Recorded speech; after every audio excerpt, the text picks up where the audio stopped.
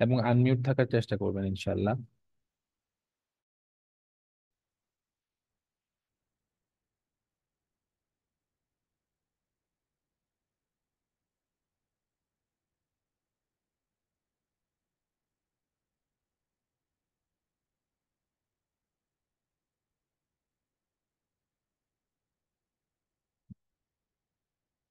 যারা video on করছেন ভিডিওগুলো আমরা অফ করে দিই ইনশাল্লাহ।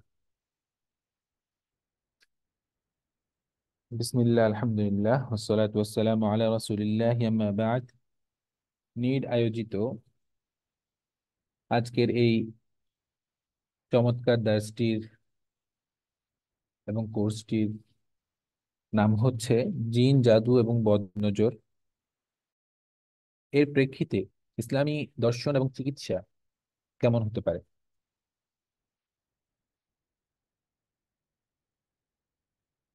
হ্যাঁ, তো অনেকে আঁকিবুকি করতেছেন।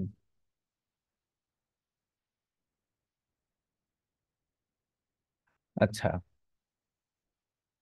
আমরা দার্সে চলে যাওয়ার আগেই সবার কাছে কয়েকটি বিষয় আমরা আহ, বলে রাখার চেষ্টা করছি। সেটি হচ্ছে আমরা আনমিউট থাকার চেষ্টা করব যখন প্রয়োজন হবে তখন, যখন মিউট থাকার চেষ্টা করব যখন প্রয়োজন হবে তখন আমরা আনমিউট করব। এবং সবচেয়ে বেশি গুরুত্বপূর্ণ যে বিষয় সেটি হচ্ছে ভিডিওগুলো আমরা অবশ্যই খেয়াল রাখবো যাতে অন হয়ে না যায়। এছাড়া আমরা এখানে এনোট, যে এনোটের যে একটা অপশন আছে সেটাতে আমরা টাচ না করি, তাহলে এখানে বিভিন্ন রেখা পড়ে যাচ্ছে বা ডিস্টার্বিং হচ্ছে আর কি। তো আশা করি আমার ভয়েস ক্লিয়ারলি শোনা যাচ্ছে সবার কাছে। যদি কারো সমস্যা হয়ে থাকে একটু জানাবেন ইনশাল্লাহ।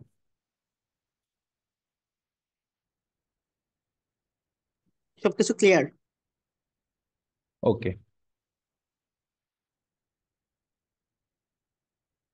আলহামদুলিল্লাহ, ওয়াসসালাতু ওয়াসসালামু আলা রাসূলিল্লাহি, আম্মা বা'দ। আমরা এই কোর্সে মূলত যে মূল বিষয়গুলো নিয়ে আলোচনা করব সেগুলো আমাদের সামনে আসছে। আমাদের এই কোর্সের নাম রেখেছি আমরা জিন, জাদু, বদনজর, দর্শন ও চিকিৎসা। অর্থাৎ জিন জগৎ এবং তাদের সম্পৃক্ত যে জাদু এবং বদনজরের সমস্যাগুলো আছে, এগুলো আসলে কিভাবে হয়, এই বিষয়গুলোর মূল রহস্যগুলো কি, এর পেছনে কি কাজ করে, এগুলো আমরা টুকটাক চেষ্টা করব।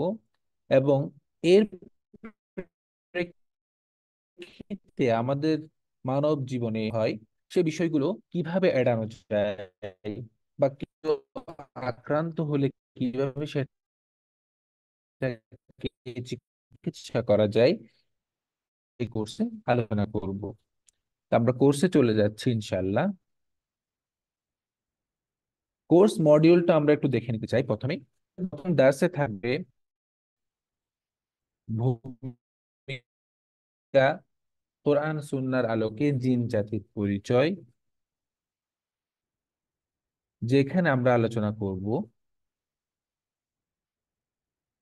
এছাড়া জিন জাতির যে স্বরূপ, তাদের সৃষ্টিগত বৈশিষ্ট্য, তাদের জীবন আচার, এবং জিন জাতির মধ্যে সবচেয়ে বেশি আলোচিত যে চরিত্র সেটা হচ্ছে ইবলিস।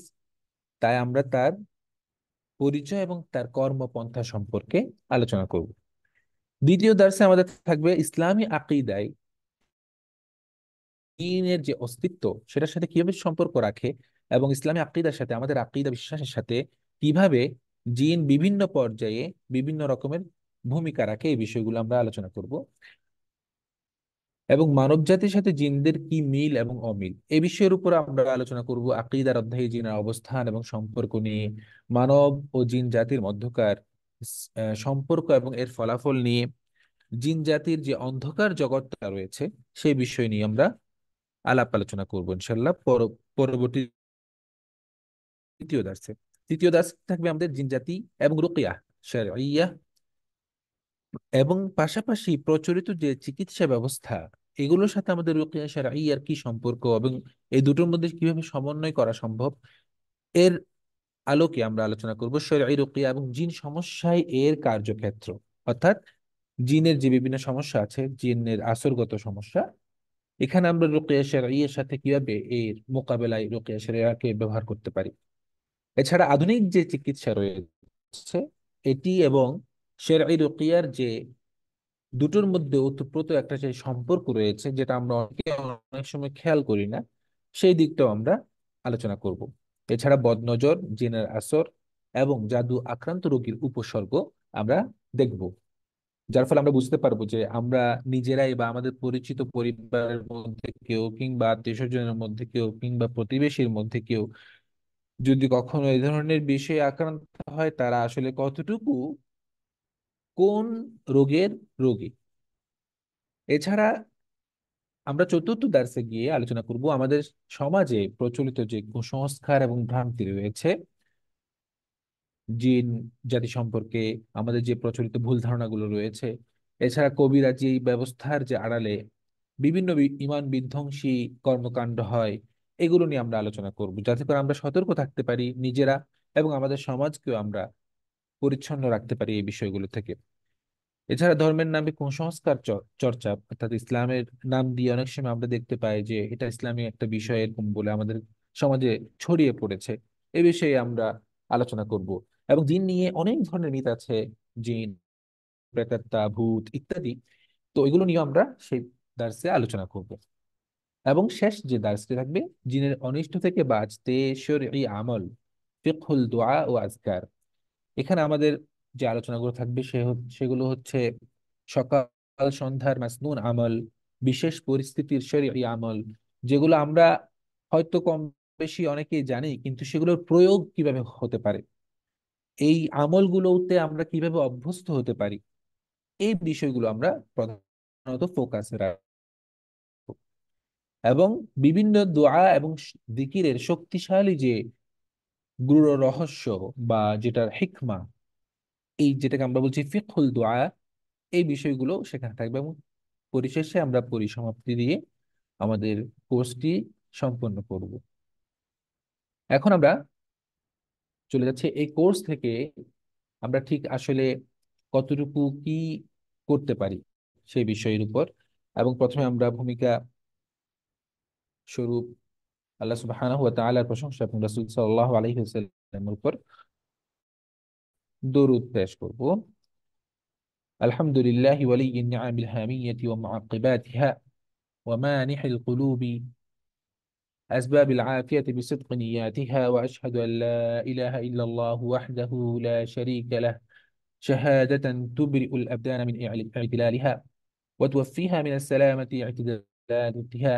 وأشهد أن نبينا وحبيبنا محمدا عبد الله ورسوله وصفيه وخليله، خير من طب الأدواء بأزكى علاجاتها وبلغ الأمة من السعادة غاياتها، صلى الله عليه وعلى آله من مقامات التقى في الرقى نهاياتها، وأصحابه الكرام فرسان الهداية ودعاتها، والتابعين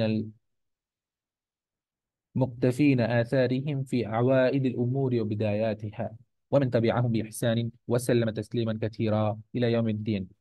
أما بعد،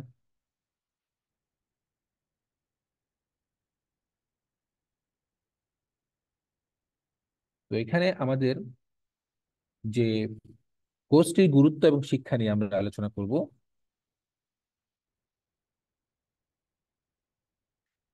কোর্সটির গুরুত্ব নিয়ে যদি আমরা বলতে যাই, প্রধানত যে বিষয় সেটি হচ্ছে সমাজে জিন নিয়ে যে ভুল ধারণা রয়েছে। আমরা অনেকেই মনে করি, কিছু মানুষ মনে করে থাকেন যে আসলে জিন টিন এসব কিছুই নাই, জিনের অস্তিত্বকেই তারা অস্বীকার করেন। আর এর বিপরীতে আরেক দল এতটাই বেশি জিন জিন নিয়ে এত মানে ফোবিক থাকেন, বা জিন ফোবিয়া বলতে পারি, যে তারা সবকিছুর মধ্যেই জিন দেখতে পান। তো এই দুটোর মাঝখানে আসলেই কোনটি ভারসাম্যপূর্ণ মধ্যপন্থী একটি চিন্তা, যেটি ইসলাম আমাদেরকে শেখায়, যেটা আমাদেরকে ইসলাম বলে যে তোমরা এই বিষয়ের উপর এভাবে করেই জানো, সেই বিষয়গুলো আমরা যখন এই কোর্সের মাধ্যমে জানবো জিন জগৎ সম্পর্কে, তখন আমাদের কাছে খোলাসা হয়ে যাবে যে আসলে জিন জগৎ নিয়ে আমরা যে ভুল ধারণাগুলো করে থাকি এগুলো কতটা ভুল ছিল। দ্বিতীয়ত, রুকিয়া শারঈয়া নিয়ে আমাদের যে গাফলতি, আমাদের এই সমাজের মধ্যে সবচেয়ে বেশি যে গাফলতিটা আমরা দেখতে পাই এই এই সংক্রান্ত এই বিষয়ের মধ্যে, সেটা হচ্ছে রুকিয়া শারঈয়া নিয়ে। অর্থাৎ নিজেই নিজের যে আমরা চিকিৎসা করতে পারি এই বিভিন্ন বিষয় নিয়ে, দোয়া জিকির নিয়ে, সেই বিষয়টি থেকে আমরা পরিপূর্ণভাবে এমন ভাবে গাফেল আছি যে আমরা অনেক সময় এই গুরুত্বপূর্ণ এগুলোর পেছনে না ছুটে আমরা অপ্রয়োজনীয় জিনিসের পেছনে ছুটতে থাকি, যার ফলে আমরা মূল থেকে সরে গিয়ে এক ধরনের পথভ্রষ্ট হয়ে থাকি। এছাড়া আমরা এই কোর্স করার মাধ্যমে, অর্থাৎ এই কোর্সটার গুরুত্ব কেন আমাদের কাছে আরো বেশি হচ্ছে, সেটি হচ্ছে ইসলামী চিকিৎসার নামে যে জাহিলিয়াত ছড়িয়ে আছে আমাদের সমাজে বিভিন্ন ভাবে, যেগুলো আমরা অলরেডি জানি, এই বিষয়গুলো আসলে কতটা সঠিক বা কতটা মিথ্যে। আমরা যদি এই কোর্সটি করি তখন আমরা বুঝতে পারবো যে আসলে আমাদের চারপাশে যে ঘটনাগুলো আমরা দেখি, এর কোনটা আসলে কতটুকু শরীয়ী মানদণ্ডের আলোকে সঠিক আর বেঠিক। এছাড়া আমরা ইবলিসি চক্রান্তের বিষয়ে আমাদের মধ্যে যে অসচেতনতা রয়েছে সেই বিষয়গুলো আমরা দূর করতে পারবো এবং সচেতন হয়ে উঠবো। কারণ ইবলিস আমাদের মানব জাতির জন্য সবচেয়ে সর্ব সর্ববৃহৎ একটি শত্রু। এর চক্রান্ত সম্পর্কে আমরা যদি না জানি, আসলে আমরা অনেক কিছু থেকেই পিছিয়ে পড়বো। জীবনের উন্নতি থেকে শুরু করে আমাদের যে আমল ইবাদত, এগুলোর মধ্যে আমরা পিছিয়ে পড়বো। এর জন্য এই কোর্সের মাধ্যমে আমরা এই বিষয়গুলো জানবো। এছাড়া আরেকটি যে বিষয়, সেটি হচ্ছে সমাধান আমাদের মধ্যে থেকেও, অর্থাৎ যে সমাধানটা আমি চাইলে নিজে করতে পারতাম, সেটি আমরা নিজে না করে অন্যের পেছনে ছুটতে থাকি। এই কোর্সটি আমাদেরকে একাচ্ছে যে এই বিষয় যে আমাদের হাতের মধ্যেই যে চিকিৎসা রয়েছে, সমাধান রয়েছে, এর গুরুত্বটি আমাদেরকে বোঝাবে। এছাড়া আমরা এই কোর্স থেকে যে উপকার এবং শিক্ষা অর্জন করতে পারবো সেগুলো একটু দেখি। প্রাথমিক যে বিষয়, সেটি হচ্ছে বেসিক রুকিয়া সেরাই আমরা অর্জন করতে পারবো যদি ঠিকভাবে আমরা উপস্থিত থাকি প্রত্যেকটা দার্সে, এবং আমরা মনোযোগ সহকারে শুনি, এবং যদি টুকটাক কিছু অ্যাসাইনমেন্ট দেওয়া হয় সেগুলো যদি আমরা করি, পাশাপাশি আমরা এগুলো যদি প্র্যাকটিক্যালি যদি বাস্তবায়ন করি, তখন আমরা বেসিক রুকিয়া সেরাইয়া শিখতে পারবো, এবং যার মাধ্যমে আমরা নিজেদেরকে নিরাপদ রাখতে পারবো, পরিবারকে নিরাপদ রাখতে পারবো। সেই একই বিবেচনায় বলা হচ্ছে যে সেলফ রুকিয়া সেরাইয়া, যেটা নিজেকে নিজে আমরা সুরক্ষা দেওয়ার জন্য শিখে রাখতে পারবো। আরেকটি বিষয় হচ্ছে নিজের ও পরিবারের হেফাজতের নিয়মিত যে আমলগুলো, সেই আমলগুলো যদি আমরা এই কোর্সের মাধ্যমে জানি এবং শিখতে পারি, এগুলো আমাদের অক্ষুণ্ণ রাখবে এবং পরিবারকে বিপদ থেকে রক্ষা করতে সহায়তা করবে। এরপরের স্টেপটি হচ্ছে জরুরি অবস্থার যে বিষয়গুলো, কখনো যদি জরুরি কোনো অবস্থা তৈরি হয় এই সংক্রান্ত বিষয়ে, সেখানে আমরা কি আমল করে কিভাবে এই সমস্যাগুলো দূর করতে পারি, এগুলো আমরা এই কোর্স থেকে শিখতে পারবো। আরেকটা হচ্ছে জিন ভূত সম্পর্কে নানান যে মিথের ছড়ানো ছিটানো কুসংস্কার রয়েছে আমাদের মধ্যে, আমাদের সমাজের মধ্যে, এ বিষয়ে আমরা উত্তর পেয়ে যাব এই কোর্সের মধ্যে। আরেকটি হচ্ছে সমাজে বিভিন্ন কবিরাজি ও জাদুর বিষয়ে সঠিক অবস্থান কোনটি হতে পারে। আমি একজন মুসলিম হিসেবে, আমি একজন মুমিন হিসেবে, সমাজে আমি যে সমস্ত জাদুবিদ্যা কিংবা কবিরাজি ঘটনাগুলো দেখি, এর সামনে আমার অবস্থান কি হতে হবে, এই বিষয়টি আমরা এই কোর্সের মাধ্যমে লাভ করব। আমরা হ্যান্ড রেজ করবো না, আমরা পরিশেষে একটি প্রশ্নোত্তরের জন্য সময় দেওয়া হবে, তখন আমরা হ্যান্ড রেজ করব, এবং ইনশাল্লাহ তখন আমরা প্রশ্নগুলো নেব এবং উত্তরগুলো জানার চেষ্টা করব। আর এখন আঁকি বুকি যারা করতেছেন, আমি তাদের কাছে আহ, জানাচ্ছি, রিকোয়েস্ট করছি যাতে আপনারা এগুলো না করেন ইনশাআল্লাহ। আমরা এখন মূল দার্সের মধ্যে প্রবেশ করতে যাচ্ছি। ওমা তৌফিকি ইল্লা বিল্লাহ। আমাদের আজকে যে দার্স, সেই দার্সের মূল শিরোনামটি হচ্ছে জিন জাতির সৃষ্টিগত বৈশিষ্ট্য এবং জীবনাচার নিয়ে আমরা শিখবো বা আলোচনা করব। প্রথমত যে বিষয়টি জানা অতীব জরুরি, সেটি হচ্ছে আল্লাহ সুবহানাহু ওয়া তাআলা এই বিশ্ব জগৎকে সাজিয়েছেন তার নিখুঁত সৃষ্টি দিয়ে। যখন যেখানে যে সময় যেভাবে যে সৃষ্টির প্রয়োজন, তিনি সেই সৃষ্টি করেছেন, এবং প্রত্যেকটি সৃষ্টি এই বিশ্বজগতের জন্য একটি নতুন অস্তিত্ব যখন একটি নতুন অস্তিত্ব তৈরি হয়, সেই অস্তিত্বের পেছনে কিছু শক্তিও তৈরি হয়। আমরা হয়তো বা সায়েন্স যারা পড়েছে তারা বুঝবো বিষয়গুলো। একটি শক্তি কিভাবে সৃষ্টি হয়ে থাকে। তো এক একটা সৃষ্টির পেছনে কিন্তু আল্লাহ সুবহানাহু ওয়া তাআলা তাদেরকে তাদের সাথে উপযুক্ত হয় এমন কিছু শক্তিও দিয়ে থাকেন। যেমন পাখি উঠতে পারে কিছু, কিন্তু মাছ উঠতে পারে না। মাছ সাঁতার কাটতে পারে, পাখি সাঁতার কাটতে পারে না, পানির নিচে বেশিক্ষণ থাকতে পারে না। এই যে যে পার্থক্য, এই পার্থক্যগুলি হচ্ছে এক একটি সৃষ্টির নিজস্ব বৈশিষ্ট্য কিংবা শক্তি। এজন্য আল্লাহ সুবহানাহু ওয়া তাআলা বিভিন্ন সৃষ্টিকে সৃষ্টি করার ক্ষেত্রে তাদেরকে সৃষ্টির যে উপাদান রয়েছে সেই উপাদানের মধ্যেও ভিন্নতা রেখেছেন। তো একইভাবে মানব সৃষ্টির পেছনে আল্লাহ সুবহানাহু ওয়া তাআলা যে মূল উপাদান ব্যবহার করেছেন সেটি হচ্ছে মাটি। আর জিন জাতিকে সৃষ্টি করার পেছনে যে মূল উপাদান ব্যবহার করেছেন সেটি হচ্ছে আগুন। আর ফেরেশতাকে সৃষ্টি করার পেছনে যে মূল উপাদান আল্লাহ সুবহানাহু ওয়া তাআলা ব্যবহার করেছেন সেটি হচ্ছে নূর বা আলো। এজন্য এই মৌলিকভাবে এই তিনটি সৃষ্টি মহাবিশ্বে বিচরণ করে থাকে বা তাদেরকে সর্বোচ্চ বুদ্ধিমান সম্পন্ন প্রাণী হিসেবে ধরা হয়। বাকিগুলো তাদের খেদমতের জন্য আল্লাহ সুবহানাহু ওয়া তাআলা সৃষ্টি করেছেন। তো এই তিন সৃষ্টির মধ্যে আল্লাহ সুবহানাহু ওয়া তাআলা বিশাল বিশাল কিছু বৈশিষ্ট্যগত পার্থক্য রেখেছেন। প্রথমত আমরা জিন নিয়ে আলাপ করছি। জিন শব্দটি একটি আরবি শব্দ। জিন জান্না ইয়াজুন্নু শব্দের অর্থ হচ্ছে আড়াল হয়ে যাওয়া।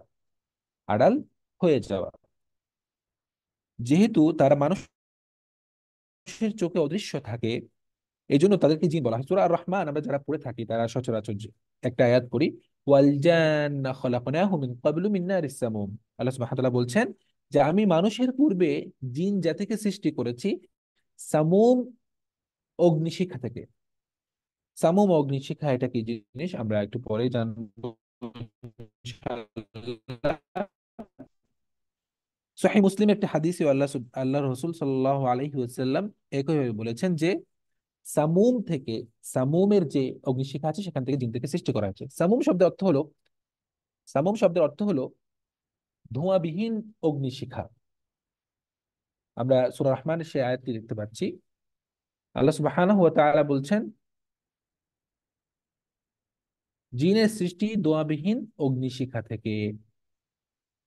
একইভাবে আল্লাহ সুবহানাহু ওয়া তাআলা সূরা হিজরের 27 নং আয়াতে বলছেন যে জিনের সৃষ্টি উত্তপ্ত অগ্নিশিখা থেকে।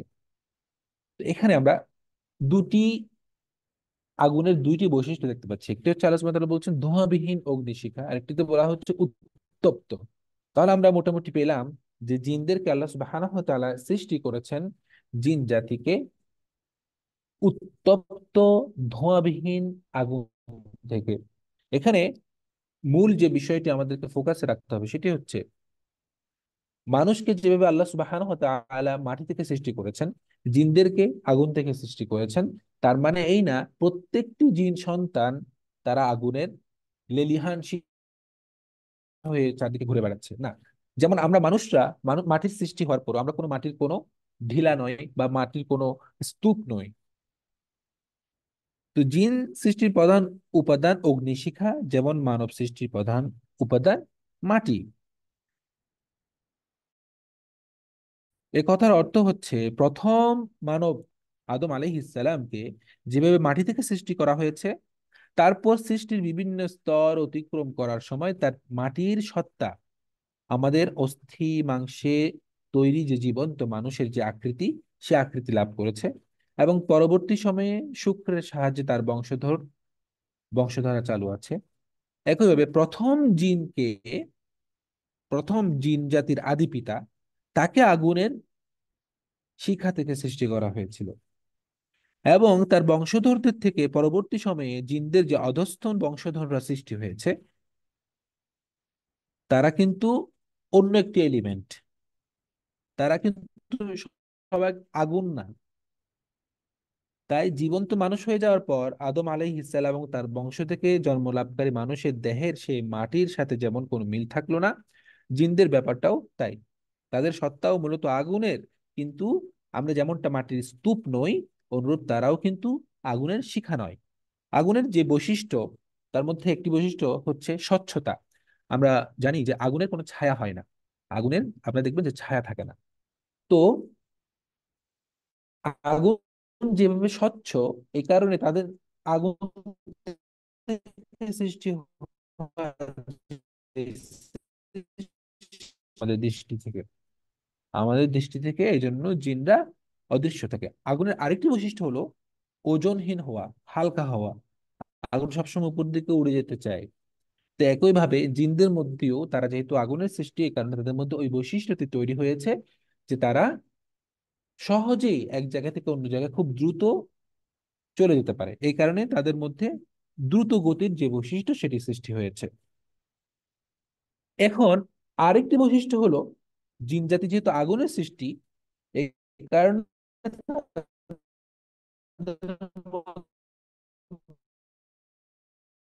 অহংকার, ক্ষোভ, এই বিষয়গুলো, যে নেগেটিভ যেগুলো, খুব উত্তেজনাপূর্ণ কিছু বৈশিষ্ট্য রয়েছে, এরকম কিছু বৈশিষ্ট্য তাদের মধ্যে ক্রমাগতভাবে রয়ে গেছে।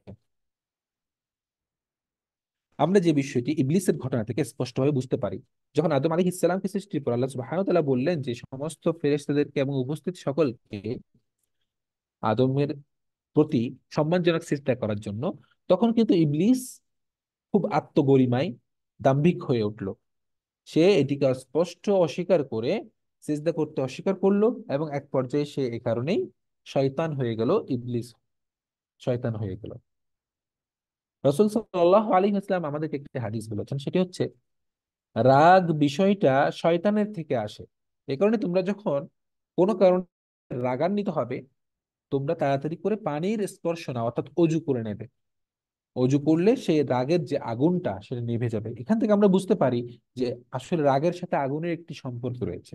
এই জন্য জিন জাতি খুব বেশি, তাদের স্বভাবের মধ্যে রাগ বিষয়টি, ক্ষোভ বিষয়টি রয়েছে। মানুষ যেমন, আমরা মাটির তৈরি, মাটির মানুষ যেভাবে আমরা বলি, মাটির মানুষ বলার মাধ্যমে আমরা যে বিষয়টি উল্লেখ করতে চাই, সেটি হচ্ছে একজন মানুষ খুব নম্র, এবং সে যদি কোনো ভুল করেও থাকে, সে বিষয়টিকে তাড়াতাড়ি কি করে নিতে পারে, এটাকে ওভারকাম করে নিতে পারে। কিন্তু জিনদের মধ্যে এটি খুবই কম। জিনরা সহজেই তাদের দোষ স্বীকার করতে চায় না, এবং একবার যে জেদ ধরে, সেটি তার জীবন ভর সে ধরে রাখে। যেটা আমরা ইবলিসের ঘটনা থেকে বুঝতে পারি। ইবলিস কেয়ামত পর্যন্ত হায়াত পেয়েছে, এবং কেয়ামত পর্যন্ত সে মানব জাতির বিরুদ্ধে তার সে রাগ এবং ক্ষোভকে উগরে চলেছে।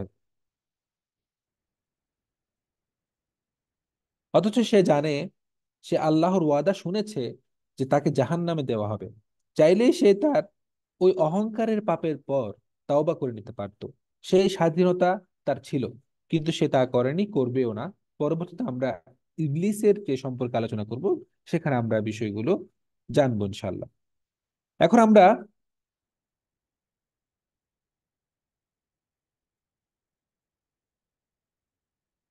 হ্যাঁ, জিনের প্রকার নিয়ে আলোচনা করব। রাসূল সাল্লাল্লাহু আলাইহি ওয়াসাল্লাম জিনদের প্রকার বলতে গিয়ে তিনটি প্রকারের কথা উল্লেখ করেছেন। এটি হাদিসে এসেছে। তার একটি হচ্ছে যারা শূন্যে উড়ে বেড়ায়, অর্থাৎ এই জিনগুলোর ডানা আছে, তারা উড়ে বেড়াতে পারে। আর দ্বিতীয় যে প্রকার, সেটি হচ্ছে কিছু সাপ, কুকুর এবং ইত্যাদি, এদের কিছু প্রাণী রূপ ধারণ করে জমিনে চলাফেরা করে। আরেক ধরনের কিছু জিন রয়েছে যারা কোনো কিছু রূপ ধারণ করে না, কিন্তু মানুষের আশেপাশে ঘোরাফেরা করে, এবং মানুষের বাসস্থানের এলাকাতেই তারা বসবাস করে। একসময় তারা আবার সেখান থেকে স্থানান্তরিত হয়ে আরেক জায়গায় চলে যায়। এই হচ্ছে রাসূল সাল্লাল্লাহু আলাইহি ওয়াসাল্লামের বলা বলা আহ, জিনদের প্রকার। এছাড়া হাদিসের ভাষায় যে এই তিন প্রকারের কথা বলা হয়েছে, এখানে যে সাপ এবং কুকুর ইত্যাদি রূপ বলা হচ্ছে, এর মধ্যে কিছু এমন আছে যারা স্থায়ীভাবে এই রূপেই বসবাস করে। অর্থাৎ তারা ওই যে শূন্য উড়ে বেড়ানোর যে ক্ষমতা, সেটা তাদের নেই। তারা সাপ এবং কুকুরের বা বিভিন্ন ধরনের প্রাণীর রূপ ধারণ করে, বা এক একবার এক এক ধরনের রূপ ধারণ করে বসবাস করতে থাকে। প্রসঙ্গত, জিনদেরও চোখ, কান, হৃদয়, মুখ এগুলো আছে। আমি যেটা বলছিলাম যে জিন অদৃশ্য মানে এই না জিনদের কোনো কিছুই নেই। জিন একটা জাস্ট একটা স্পিরিট, বা জিন একটা আত্মা, এরকম না। জিনদের কিন্তু দেহ আছে, জিনদেরও এক ধরনের দেহ আছে। সেই দেহটা কোনো এক ধরনের একটা উপাদান দিয়ে তৈরি, মানে আমাদের মতো মাংসের বা কোনো কিছুর, কিন্তু তাদের আদি পিতার সৃষ্টি হয়েছিল আগুন থেকে। এবং জিনদের যে দেহ আছে, এটার প্রমাণ হলো জিনরা আঘাতপ্রাপ্ত হলে রক্তাক্ত হয়। যে কথাটি ফেরেশতারা আল্লাহ সুবহানাহু ওয়া তাআলা আল্লাহ সুবহানাহু ওয়া তাআলাকে বলেছিলেন যখন আল্লাহ সুবহানাহু ওয়া তাআলা মানুষ সৃষ্টি করতে চেয়েছেন, তখন জিনরা বলেছেন যে আপনি জমিনে কি এমন কাউকে আবার সৃষ্টি করতে চান যারা রক্তক্ষয়ী বিবাদে জড়াবে?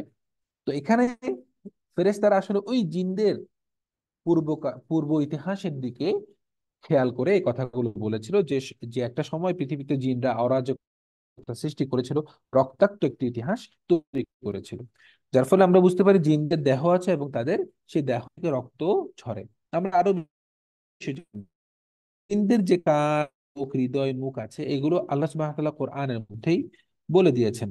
যে যেখানে আল্লাহ সুবহানাহু ওয়া তাআলা বলেছেন যে মানব এবং জিনকে আমি সৃষ্টি করেছি জাহান্নামের জন্য। তাদের কান আছে কিন্তু শুনে না, তাদের চোখ আছে কিন্তু দেখে না, তাদের অন্তর আছে কিন্তু অনুভব করে না। এখান থেকে আমরা বুঝতে পারি জিন, মানুষের যেমন এগুলো আছে, জিনদেরও আছে। এছাড়া জিনদের আওয়াজ আছে। আমরা আয়াত থেকে বুঝতে পারি আল্লাহ সুবহানাহু ওয়া তাআলা ইবলিসকে এই শক্তিটি দিয়েছে এবং বলেছে যে তুমি তোমার শব্দ দিয়ে মানুষকে যদি পারো গোমরাহ করার চেষ্টা করতে পারো, কিন্তু আমার বান্দা যারা রয়েছে তাদেরকে তুমি তা করতে পারবে না। এছাড়া জিনরা শব্দ তৈরি করতে পারে, শব্দ করতে পারে, আওয়াজ করতে পারে। জিনদেরও ভাষা আছে। আল্লাহ সুবহানাহু ওয়া তাআলা বলছেন যে আমি বহু সংখ্যক জিন আর মানুষকে জাহান্নামের জন্য সৃষ্টি করেছি। তাদের হৃদয় আছে কিন্তু তা দিয়ে উপলব্ধি করে না, তাদের চোখ আছে কিন্তু তা দিয়ে দেখে না, তাদের কান আছে কিন্তু তা দিয়ে তারা শোনে না। এখান থেকে আমরা বুঝি যে তাদের চোখ, কান, ইন্দ্রিয় এগুলো রয়েছে। জিন জাতি মানুষের মতো পুরুষ এবং স্ত্রী জাতিতে বিভক্ত। তাদেরও দুইটি আছে।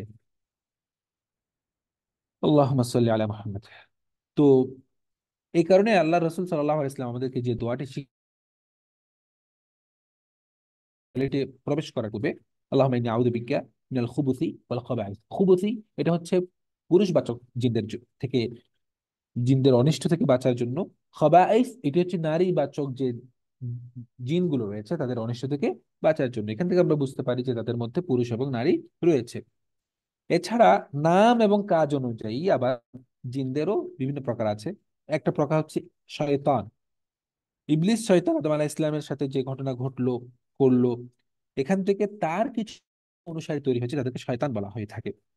এরা, এই ইবলিসও জিনদের অন্তর্ভুক্ত, সে আসলে জিন ছিল, এবং তার অনুসারী যারা আছে তারাও কিন্তু জিনদের অন্তর্ভুক্ত।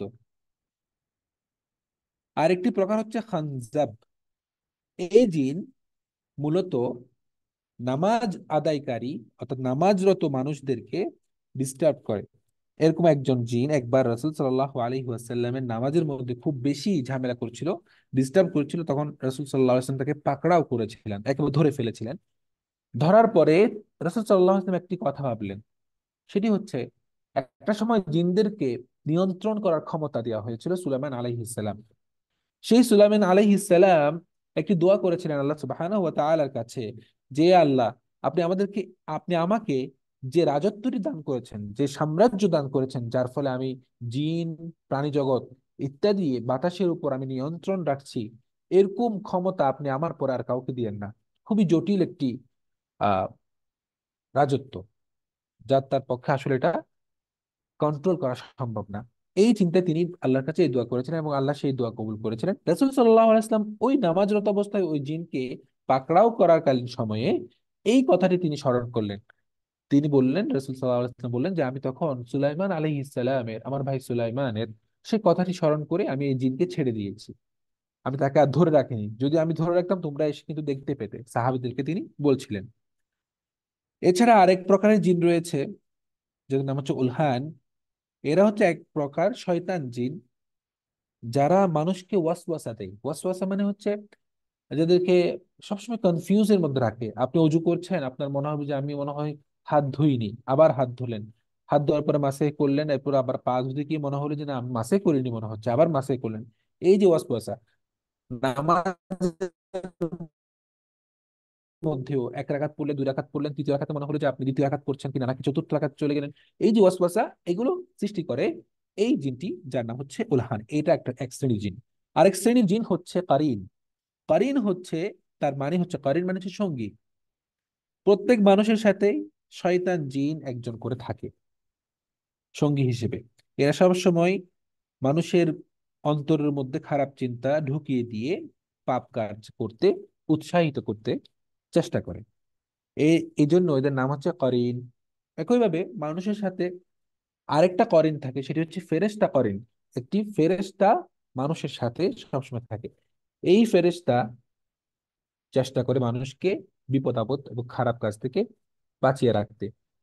আর অন্যদিকে জিন করিন চেষ্টা করে মানুষকে বিপদে ফেলার জন্য। এছাড়া আরবদের ভাষায় জিন জাতির আরো অনেক প্রকার রয়েছে। যেমন আম, যে জিনগুলো মানুষের বাসস্থানে, মানুষের আশেপাশে বসবাস করে, তাদেরকে বলা হয় আম্মার বা উম্মার। এছাড়া শিশুদেরকে যে উত্ত্যক্ত করে, অনেক সময় শিশু খেলছে খেলছে হঠাৎ করে সে কান্না করে উঠলো,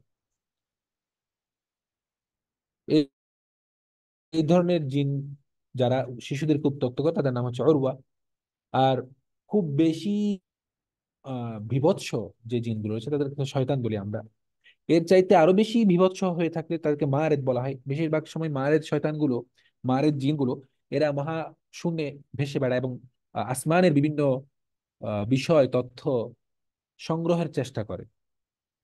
আর একেবারে দুর্ধর্ষ জিন কিছু রয়েছে যারা খুবই শক্তিশালী, তাদেরকে আবার বলা হয় যে ইফরিত। তো এছাড়া আমরা আরো আমাদের বাংলা ভাষাতে অনেক ধরনের শব্দ ব্যবহার করে থাকি: দৈত্য, দানব, অসুর, রাক্ষস, দেও, পরী, ভূত, প্রেত, প্রেতাত্মা, প্রেতিনী, পিশাচ। এই ধরনের যে শব্দগুলো আমরা আসলে বলি, এগুলো কিন্তু আসলে জিনের ওই বিভিন্ন ভাষায় বা বিভিন্ন গুণের উপর মানুষের দেওয়া এক একটি নাম। এই নামে কিন্তু আসলে জিন প্রকৃতপক্ষে নেই। মানুষ আসলে এগুলো বলে নিজেদের ভাবটা প্রকাশ করার চেষ্টা করে। আচ্ছা,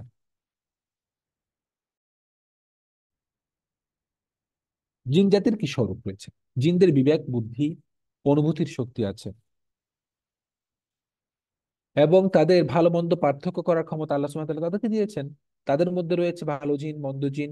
আল্লাহ সুবহানাহু ওয়া তাআলা কোরআনে বলছেন, নিশ্চয় আমাদের আহ, জিনদের ভাষায় বলছেন, নিশ্চয় আমাদের কিছু সৎ কর্মশীল ও কিছু এর ব্যতিক্রম রয়েছে, অর্থাৎ কিছু ভালো কিছু খারাপ। জিনদের ইন্দ্রিয় শক্তিও মানুষের মতোই সীমাবদ্ধ। এমন না যে জিন একবার দুনিয়া সবকিছু দেখতে পাচ্ছে, না, এরকম না।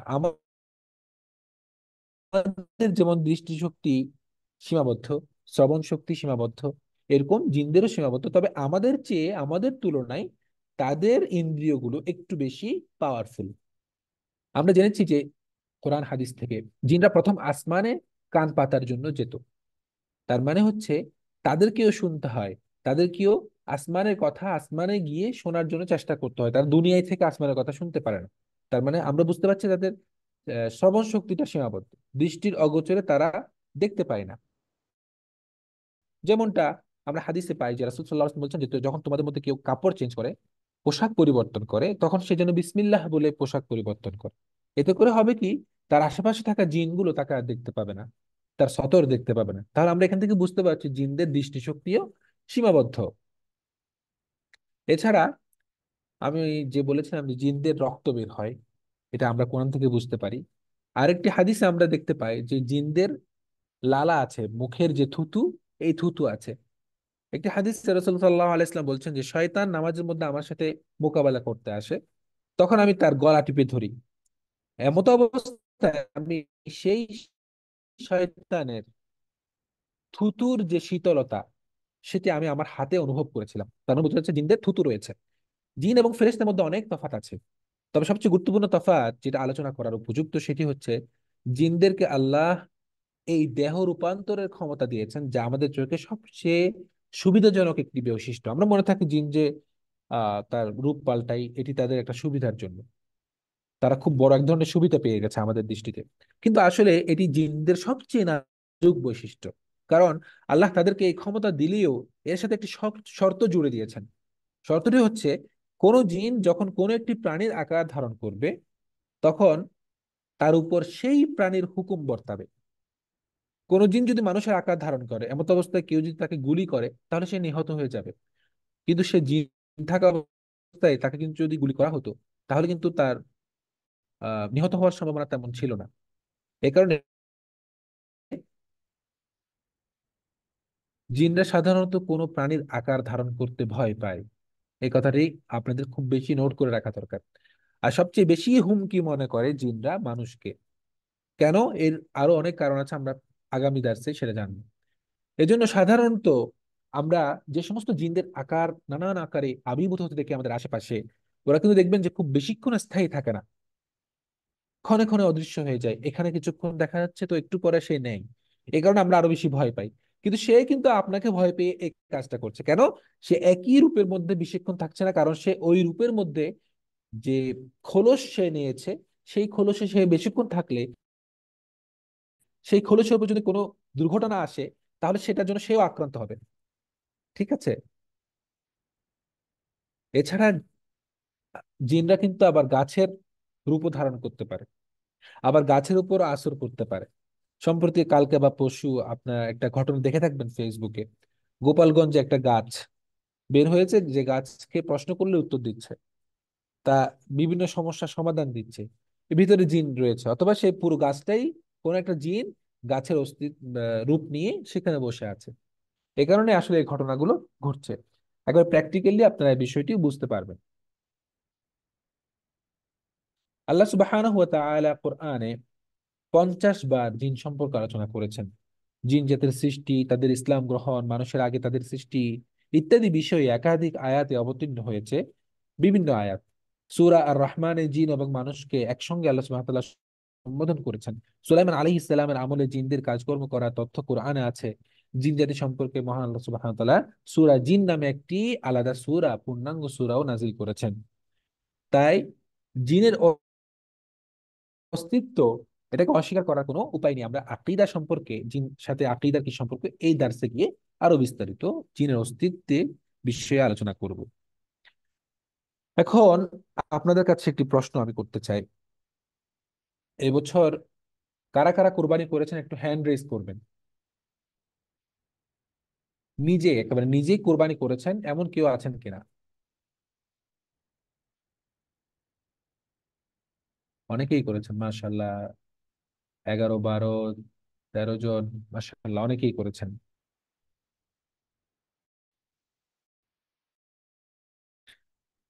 হ্যাঁ, এখন আমরা একটা মাসালা জানি, সেটা হচ্ছে যারা কোরবানি করার নিয়ত করেন তারা জিলহজ মাসের 1 তারিখ থেকে 10 তারিখ পর্যন্ত, কোরবানি হওয়ার আগ পর্যন্ত চুল, গোফ, কোনো লোম, হাতের নখ, পায়ের নখ এগুলো কি করতে পারে না, কাটতে পারে না। তাদেরকে কি করতে হয়? এগুলো না কেটে রাখতে হয়। এখন আপনাদের মধ্যে অনেকেই একটা বিষয় খেয়াল করেছেন কিনা জানি না, বছরের অন্যান্য সময়ে আপনারা নখ অনেক লম্বা রাখলেও, চুল অনেক লম্বা রাখলেও তেমন একটা খুব অস্বস্তি হয় না, কিন্তু এই 10টা নিলে কিন্তু আপনার বারবার মনে হতে থাকবে যে হে, নখটা একটু লম্বা মনে হচ্ছে, একটু ছোট করে কামড় দিয়ে একটু এটা কোনাটা বের হয়ে গেছে, একটু কামড় দিয়ে কোনাটা ভেঙে নিই।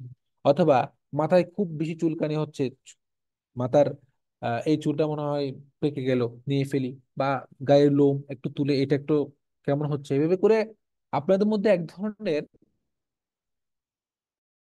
অস্বস্তি হয়েছে কিনা। আমি আশা করছি, বা আশা না, আমি ধারণা করছি যে আপনাদের অধিকাংশের মধ্যে এই ধরনের একটি চিন্তা বা অস্বস্তি কাজ করেছে। এই জিনিসটি আমাদেরকে বোঝায় শয়তানের অস্তিত্ব সম্পর্কে, জিনদের অস্তিত্ব সম্পর্কে। শয়তান আমাদের পেছনে যে বাস্তবে সবসময় লেগে আছে তার একটি প্রমাণ হচ্ছে এই ঘটনা। আল্লাহ সুবহানাহু ওয়া তাআলার নির্দেশকে আমরা কিভাবে অমান্য করতে পারি সেই চেষ্টায় শয়তান সবসময় থাকে। কেন আল্লাহ সুবহানাহু ওয়া তাআলা এই 10টা দিন আমাদেরকে এইগুলো, নখ চুল এগুলো থেকে, এগুলো কাটা থেকে বিরত থাকতে বলেছেন? এই কারণে শয়তান আমাদের মধ্যে অস্বস্তি তৈরি করে যে কোনোভাবে একটা চুল ছিঁড়ে ফেলো, কোনোভাবে একটা নখ কেটে ফেলো। তাহলে আমাদের জন্য যে আল্লাহ সুবহানাহু ওয়া তাআলা একটা ফজিলত রেখেছেন, যে একটা সোয়াব রেখেছেন, যে একটা মর্যাদা রেখেছেন, সেটি থেকে যেন আমরা বঞ্চিত হই। ঠিক এই কাজটি কিন্তু শয়তান মানব জাতির সৃষ্টির সূচনা লগ্ন থেকে করে আসছে। আল্লাহ সুবহানাহু ওয়া তাআলা জান্নাত দিয়ে দিয়েছেন আদম আলাইহিস সালামকে। চাইলে আল্লাহ সুবহানাহু ওয়া তাআলা বলে দিতে পারতেন যে জান্নাতে তুমি বসবাস করো, কোনো বাধা নেই। কিন্তু আল্লাহ সুবহানাহু ওয়া তাআলা আদম আলাইহিস সালামকে বলেছেন যে জান্নাতে বসবাস করো, কিন্তু ওই বৃক্ষটির কাছে যেও না। এই যে একটা নিষেধাজ্ঞা, এই নিষেধাজ্ঞাটা আল্লাহ সুবহানাহু ওয়া তাআলা দিয়েছেন আসলে আদম আলাইহিস সালামকে পরীক্ষা করার জন্য তো বটেই, পাশাপাশি আদম আলাইহিস সালামের চোখে দৃষ্টিতে ইবলিসের যে মূল শত্রুতা এটিকে তুলে ধরার জন্য। ইবলিসের তখন থেকেই প্রয়াস ছিল যে আদম আলাইহিস সালামকে যেভাবেই হোক আল্লাহর নির্দেশনার নিয়ে যেতে হবে। আল্লাহ সুবহানাহু ওয়া তাআলা যদি বলতেন যে তুমি জান্নাতে থাকো, তোমার কোনো কিছু বাধা নেই, তখন কিন্তু ইবলিস আরেকটা ফন্দি নিয়েই কিন্তু আদম আলাইহিস সালামকে ঠিকই কিন্তু ফাঁদে ফেলার চেষ্টা করতেন। বলতেন যে তোমার জান্নাতে কেন থাকতে হচ্ছে, জান্নাতে থেকো না, জান্নাত থেকে বের হয়ে যাও, আরো অনেক ভালো ভালো জায়গা আছে জান্নাতের চেয়ে। আল্লাহ সুবহানাহু ওয়া তাআলা তোমাকে এখানে একেবারে খারাপ জান্নাতে রেখেছেন, এর চেয়ে উন্নত জান্নাতে তুমি যেন যেতে না পারো। এভাবে করে তাকে কিন্তু গোমরা করার চেষ্টা করতেন, যেভাবে বনী ইসরায়েলকে করেছে।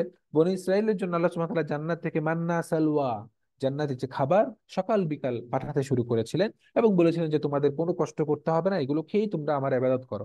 কিন্তু বনী ইসরায়েলের সেটা সহ্য হলো না।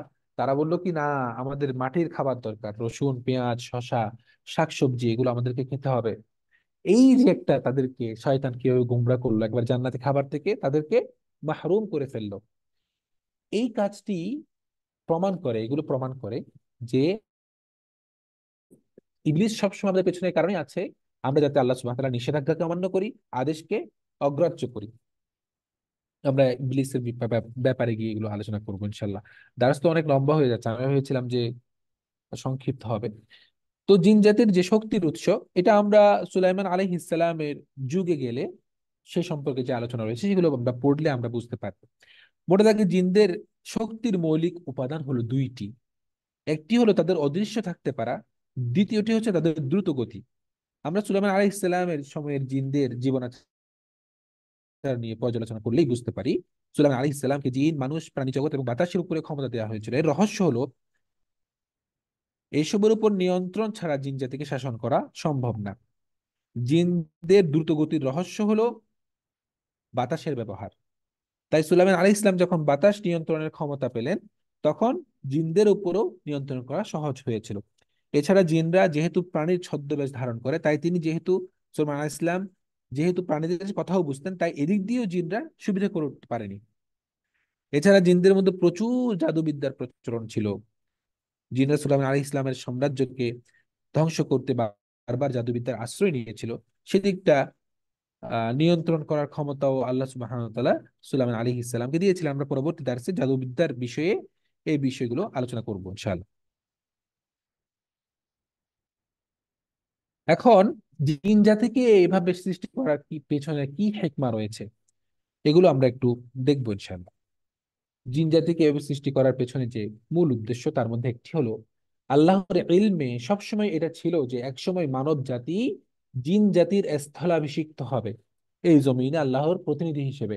যদি মানব, যদি মানুষ ভীতিকর এই জিন জাতিকে সর্বদা দেখতে পেত, তাহলে আমাদের মানব জীবন আসলে দুর্বিষহ হয়ে উঠতো। এত ভীতিকর তাদের দৃশ্য, এটা দেখে আমাদের আসলে কিন্তু জীবনযাপন খুব কঠিন হয়ে যেত। দ্বিতীয় একটি কারণ হলো আমরা যদি জিনদেরকে দেখতে পেতাম, উল্টো ঘটনা যদি হতো, আর তারা আমাদেরকে না দেখতে পেত, শত্রুতার বশে আমরাই মানুষরাই জিনদেরকে নিয়মিত ক্ষতি করত। কারণ জিন এবং মানুষের মধ্যে চিরশত্রুতা। ফলে এখন যেভাবে তারা আমাদের ক্ষতি করছে, এবং এর কারণে আল্লাহর কাছে তারা দায়বদ্ধ থাকবে, আখিরাতের ফল ভোগ করবে, তখন কিন্তু বিপরীত হতো, আমরাই আল্লাহর কাছে দায়বদ্ধ থাকতাম জিনদের ক্ষতি করার কারণে। এবং এটা ঘটবে, কিছু কিছু মানুষ আসলে জিনদেরকে ক্ষতি করে ইচ্ছাকৃত ভাবে। অনিচ্ছাকৃত করলে সেটা তো আল্লাহ সুবহানাহু ওয়া তাআলা মাফ করবেন, কিন্তু ইচ্ছাকৃত জিনদের ক্ষতি অনেকেই করে, এটার জন্য আল্লাহ সুবহানাহু ওয়া তাআলা তাদেরকে ধরবেন। তো আল্লাহ সুবহানাহু ওয়া তাআলা মানুষকে যে ভালোবেসে সবকিছুর ঊর্ধ্বে তাদেরকে সম্মান দিয়েছেন, মর্যাদা দিয়েছেন, এটিও আখিরাতের মধ্যে, এটি আল্লাহ সুবহানাহু ওয়া তাআলা চান যে মানুষ আখিরাতেও সবকিছুর ঊর্ধ্বে থাকুক। এবং এই কারণে মানুষ যদি জিনদের ক্ষতি করে করে, জিনরা যদি উল্টা মানুষের বিরুদ্ধে নালিশ করতো, তাহলে কিন্তু হতো, যেটা ঘটনা ঘটতো সেটি হলো কি আমরা এক ধরনের নৈরাশ্য বা হীনমন্যতা নিয়ে আখেরাতে উপস্থিত হতাম। আরেকটি কারণ হলো, এ কারণে আল্লাহ সুবহানাহু ওয়া তাআলা জিনদেরকে আমাদেরকে দেখার শক্তি দিয়েছেন, আমরা জিনদেরকে দেখার শক্তি দেননি। তৃতীয় যে আরেকটি কারণ, সেটি হচ্ছে জিন জাতি অদৃশ্য হওয়া সত্ত্বেও মানুষের মধ্যে যেভাবে অনেকেই শয়তানের পূজা এবং জিন বশ করে মানুষের ক্ষতি করে, যদি জিন জাতি দৃশ্যমান হতো, তাহলে সাধারণ কাফেররাই তো জিনদের সহযোগিতা নিয়ে মানুষকে একেবারেই হর হামেশা মুমিনদের জীবনকে অতিষ্ঠ করে ফেলতো। এই জন্য আল্লাহ সুবহানাহু ওয়া তাআলা জিনদেরকে অদৃশ্য করেছেন। আরেকটি কারণ হলো পৃথিবীকে মনুষ্যবিহীন করা এবং মানুষকে ক্ষমতা থেকে অপসারিত করা জিনদের প্রধানতম একটি এজেন্ডা। তবে তাদের আমলনামায় যে দুর্বৃত্তি এবং রক্তক্ষয়ী ইতিহাসের তকমা লেগে আছে, তা মানব জাতির দ্বারা সংঘটিত হওয়া প্রায় অসম্ভব। মানুষ তো আমরা এখন দেখতে পাচ্ছি পৃথিবী জুড়ে নানান রাহাজানি এবং যে অরাজকতা করছে, এগুলো জিন জাতি যা করেছিল তার তুলনায় কিছুই না। হ্যাঁ, জিন জাতি যে অপরাধের কারণে ক্ষমতাচ্যুত হয়েছে, মানুষ যদি তাদেরকে দেখতে পেত, মানুষরাও একই পাপে জড়িয়ে পড়তো এবং জিনদেরকে সেই রক্তক্ষয়ী জিনদের যে ইতিহাস রয়েছে সেটা পুনরাবৃত্তি ঘটতো। ফলে জিনদের হাতে একটি অজুহাত চলে যেত যে মানুষও তো জিনদের মতো চূড়ান্ত মাত্রার রক্তপিপাসু।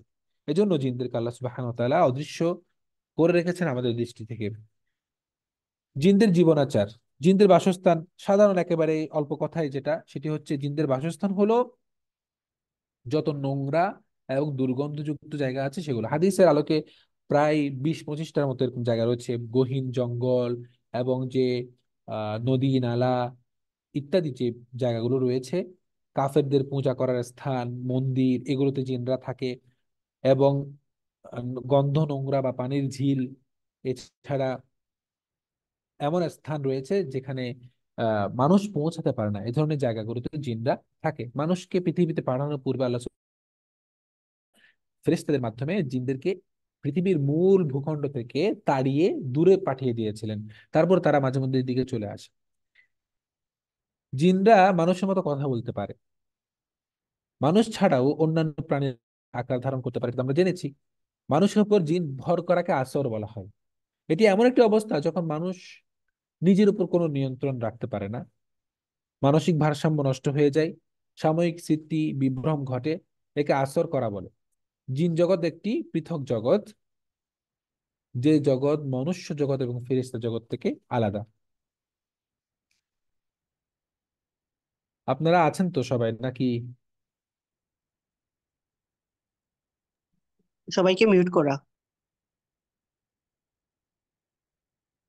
আচ্ছা,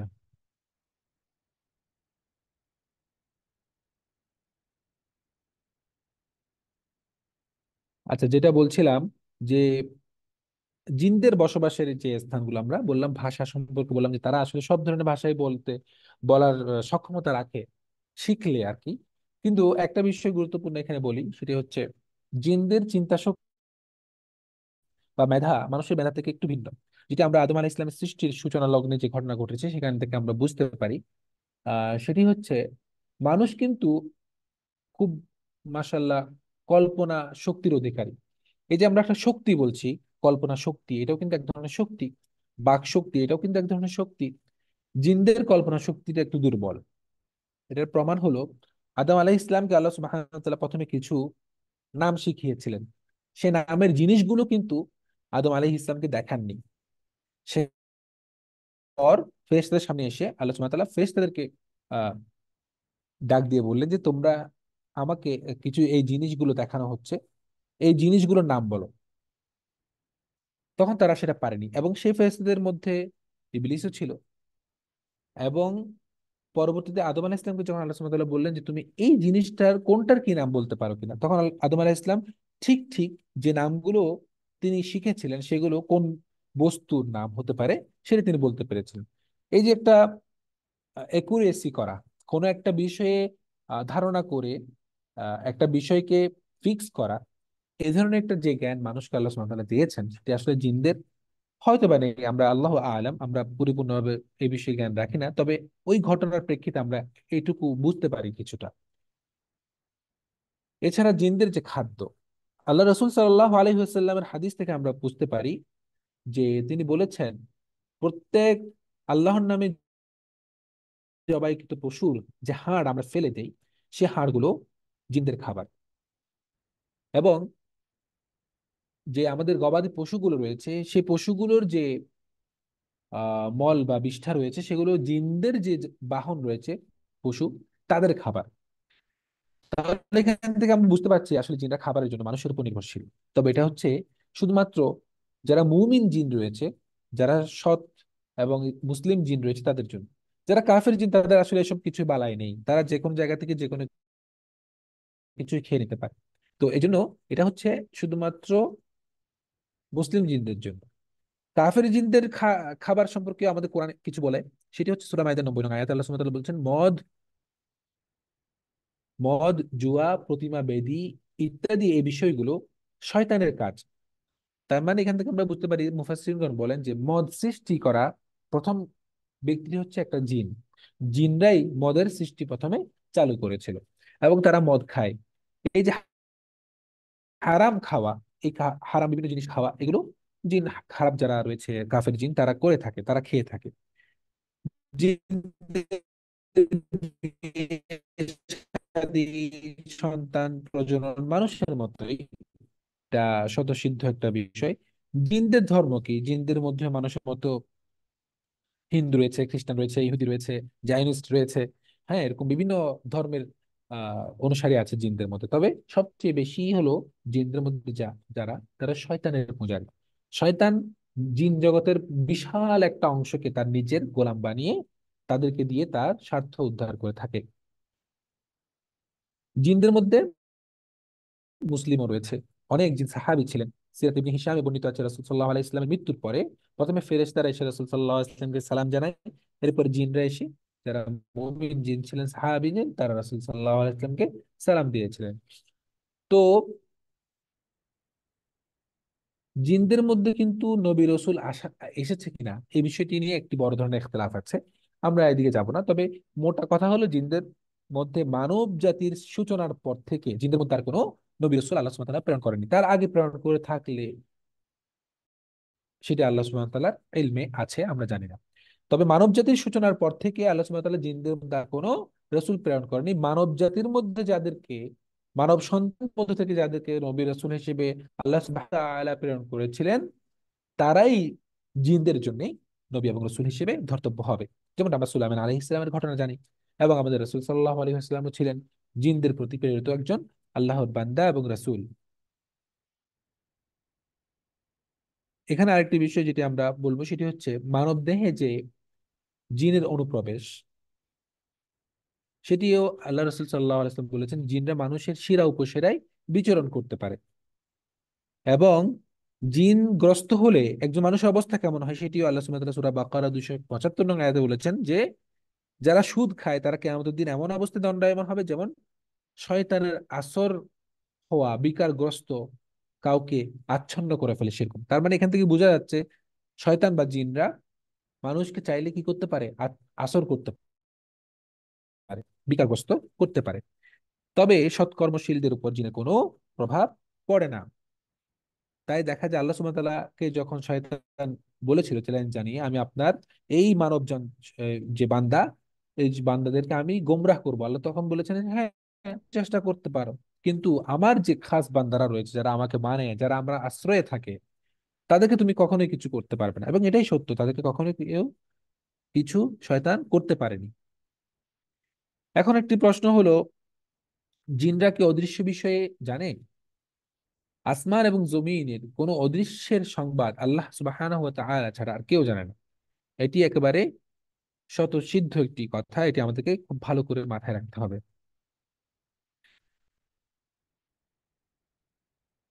জিনদের যে আমরা মৃত্যু সম্পর্কে বলি, জিনদেরও মৃত্যু আছে, তবে তারা মানুষের তুলনায় একটু বেশি কি করে, মানুষের তুলনায় বেশি দিন বাঁচতে পারে। ঠিক আছে। আচ্ছা, এরপরে আমরা জিনদের ধর্ম নিয়ে আলাপ করলাম, অদৃশ্যের জ্ঞান নিয়েও আলাপ করলাম। তবে জিনরা যখন মারা যায় তখন তাদেরকে কি দাফন করা হয় কিনা এটা আমরা জানি না। হয়তো বা মানুষের মতোই তাদেরকে দাফন কাফন করা হয়, যেহেতু মুমিন জিনদেরকে খাস করে অবশ্যই করা হবে, কারণ তারা আমাদের শরীয়তের উপরে আছে, আমাদের ইসলামের উপরে থাকে, ইসলামের শরীয়ত যেটা তাদের জন্য সেটা বর্তায়। তো এভাবে জিনরা একসময় মৃত্যুবরণও করে। জিনরা তবে মানুষের তুলনায় একটু বেশি হায়াত পায়, এবং সবচেয়ে বেশি তাদের মধ্যে হায়াত পাবে সেটা হচ্ছে ইবলিস। সে কিয়ামত পর্যন্ত হায়াত পাবে। এই কারণে সে তাদের গুরু বা তাদের যে সাম্রাজ্যের প্রধান সম্রাট। এখন আমরা কিছু জিন জগতের সাথে মোকাবেলা করার কর্মকৌশল নিয়ে আলাপ করব। এটি খুবই গুরুত্বপূর্ণ। প্রথম বিষয় হচ্ছে জিন জাতি মানুষকে ভয় পায়। এটা খুবই মাথায় রাখতে হবে, বিশেষত যখন সে কোনো প্রাণীর রূপ ধারণ করছে সে অবস্থায়, যেটা আমরা বলেছি। সুতরাং কখনো এমন কিছু যদি আপনি দেখেন, সাহস না হারিয়ে আপনাকে যেটা করতে হবে সেটা হচ্ছে আমল, আয়াতুল কুরসি থেকে শুরু করে সূরা ফালাক, সূরা নাস, এগুলো পড়ে আপনাকে যথাসম্ভব নিয়ন্ত্রণ না হারিয়ে থাকতে হবে। তাহলে সে আপনাকে ভয় পাবে উল্টো। সে আপনাকে বিভিন্ন প্রাণীর রূপ ধারণ করে তার আপনার সামনে আসছে কি কারণে? আপনাকে ভয় দেখানোর জন্য। যদি আপনি ভয় না পেয়ে যান, তাহলে কিন্তু সে তখন উল্টো আপনাকে ভয় পেয়ে যাবে, কারণ সে তখন তার নিজের অস্তিত্বের উপর আপনাকে হুমকি মনে করবে যে আপনি যদি এই মুহূর্তে তাকে, সেই যে প্রাণীর মধ্যে রয়েছে সে প্রাণীটাকে হত্যা করেন, তাহলে কিন্তু সেও নিহত হয়ে যাবে। এই জন্য তারা আপনাকে উল্টো ভয় করবে, এটা সবসময় মাথায় রাখতে হবে। দ্বিতীয় যে বিষয় সেটি হচ্ছে জিন জাতি সবচেয়ে বেশি ভয় পায় সূরা আল বাকারাকে। আল্লাহ রাসূল সাল্লাল্লাহু আলাইহি ওয়াসাল্লাম বলছেন, যে ঘরে নিয়মিত এই সূরা তেলাওয়াত করা হয় সেই ঘরে ইবলিস এবং খারাপ জিন কখনোই প্রবেশ করতে পারে না। কেন? কারণ হচ্ছে সূরা আল বাকারা মানব জাতির উত্থানের গল্পে ভরপুর, জিন জাতির পতনের গল্পে ভরপুর। যেটা আমরা আদম আলাইহিস সালাম এবং ইবলিসের ঘটনাগুলো শুরুতে আছে সূরা বাকারা, আমরা দেখতে পাই। এছাড়া বিভিন্ন জায়গায় জায়গায় জায়গায় মুনাফিকদের সাথে কাফেরদের সাথে মুমিনদের যে ক্ল্যাশ, এগুলোর পেছনে যে ইবলিসের হাত, এগুলো আল্লাহ সুবহানাহু ওয়া তাআলা কোরআন সূরা বাকারার মধ্যে তুলে ধরেছেন। এই জন্য সূরা বাকারাকে ইবলিস এবং শয়তান, খারাপ জিনরা সবসময় ভয় পায়। এই জন্য ঘরে সবসময় সূরা বাকারার তিলাওয়াত রাখতে হবে, বিশেষত আয়াতুল কুরসি।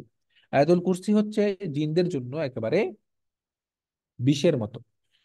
এই জন্য আয়াতুল কুরসি সহ সূরা বাকারার তিলাওয়াত ঘরের মধ্যে নিয়মিত রাখতে হবে। আফওয়ান। এরপরে অপবিত্রতা এবং নোংরা পরিবেশ জিনদের খুবই পছন্দ, তাই সর্বদা পবিত্র এবং পরিচ্ছন্ন পরিবেশে থাকা জরুরি। নোংরা স্থান থেকে দূরে থাকা এবং টয়লেটের দোয়ার যে অভ্যাস, এটি আমাদেরকে গড়ে তুলতে হবে। তাহলে আমরা জিনদের যে উপদ্রব, তাদের যে আক্রান্ত করার যে সবসময় যে একটা প্রচেষ্টা, এখান থেকে আমরা বেঁচে থাকতে পারবো। আরেকটি বিষয় হচ্ছে আল্লাহর আশ্রয়ে থাকার অভ্যাস গড়ে তোলা। সবচেয়ে কার্যকর সুরক্ষা হচ্ছে এটি। কিভাবে আমি আল্লাহর আশ্রয়ে থাকার অভ্যাস গড়ে তুলতে পারবো? আল্লাহর প্রতি আমার তাওয়াক্কুল এবং দৃঢ় বিশ্বাসকে অর্জন করা। আমার যদি দৃঢ় বিশ্বাস থাকে যে আল্লাহ সুবহানাহু ওয়া তাআলা আমাকে রক্ষা করবেনই, এই যে অদৃশ্য বিভিন্ন বিষয়, বিভিন্ন সমস্যা, এগুলো থেকে আল্লাহ সুবহানাহু ওয়া তাআলাই আমাকে একমাত্র রক্ষা করতে পারবেন, এটি আমার মধ্যে যত বেশি দৃঢ় হবে, আমার অন্তরে যত বেশি এটি জায়গা নেবে, ততই আমি সুরক্ষিত থাকতে পারবো।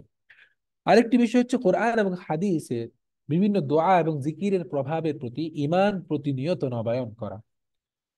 আমি আয়াতুল কুরসি পড়ি, নিয়মিত সকাল বিকাল পড়ি, এমনি তোতা পাখির মতো আউড়ে যায় এরকম না। এর ভিতরে যে শক্তিটা আছে, এটা আসলে কিভাবে আমাকে রক্ষা করছে, আল্লাহ সুবহানাহু ওয়া তাআলা কিভাবে আয়াতুল কুরসিকে এত শক্তিশালী করলেন, এই বিষয়গুলো চিন্তা করা। এসব দোয়া এবং আয়াতের অর্থ, এর পেছনে যে আল্লাহর প্রজ্ঞা, হিকমা, চিন্তা, আল্লাহর যে হিকমা, এগুলো নিয়ে আমাকে চিন্তা করতে হবে। তাহলে এই জিনিসগুলো, এই আমলগুলো আমাকে ততই বেশি শক্তি যোগাবে। এই হলো জিন জগতের সাথে মোকাবেলা করার কিছু অল্প কথাই কর্মকৌশল। এখন আমরা যেটা দেখবো সেটি হচ্ছে, আপনাদেরকে যা এতক্ষণ বললাম এগুলো তো বিশাল জগৎ সম্পর্কে অল্প কিছু কথাবার্তা। এর বাহিরেও আরো অনেক বিস্ময়কর কথাবার্তা আছে। এগুলো যদি আপনারা জানতে চান, তাহলে এই বিষয়ে জানার জন্য, পড়ার জন্য কিছু বই আমি সাজেস্ট করতে পারি। তার মধ্যে একটি হচ্ছে জিন জাতি বিস্ময়কর ইতিহাস, যেটি আল্লামা জালালউদ্দিন সৈয়দী রাহমাহুল্লাহ লিখেছেন। তবে এখানে অনেক ক্ষেত্রে তিনি কিছু দুর্বল হাদিসের রেফারেন্স এনেছেন, অনেকগুলো দুর্বল হাদিসকে তিনি গ্রহণ করেছেন। যে দুর্বল হাদিসগুলো তিনি আবার বিভিন্ন হাদিসের গ্রন্থে গিয়ে নিজেই সেগুলোকে দুর্বল বলেছেন। পরে এইখানে এসে তিনি সে হাদিসগুলোকে ব্যবহার করেছেন। তার আসল উদ্দেশ্য ছিল যে জিন সম্পর্কে তথ্যগুলোকে একত্রিত করা। তো আপনি চাইলে এখান থেকে পড়ে নিতে পারেন। এ, কিছু কিছু ক্ষেত্রে যেগুলো দুর্বল রয়েছে সেগুলোকে এড়িয়ে যাবেন, সেগুলো খুব বেশি সেগুলো নিয়ে মাথা ঘামানোর দরকার নেই। তবে এই বইটি আপনারা চাইলে পড়তে পারেন। এর বাইরে আরেকটি বই হচ্ছে, যেটি একই বই, এই বইটি এবং আল্লামা ইবনে কাসিরের আরেকটি বই ফেরেশতাদের সম্পর্কে রয়েছে। এই দুটি বইকে একত্রিত করে একটি বইয়ে প্রকাশিত করা হয়েছে বাংলা বাংলা ভাষায়। সেটা হচ্ছে জিন ও ফেরেশতাদের বিস্ময়কর ইতিহাস। এখানে আসলে দুইজন লেখকের দুইটা আলাদা বই।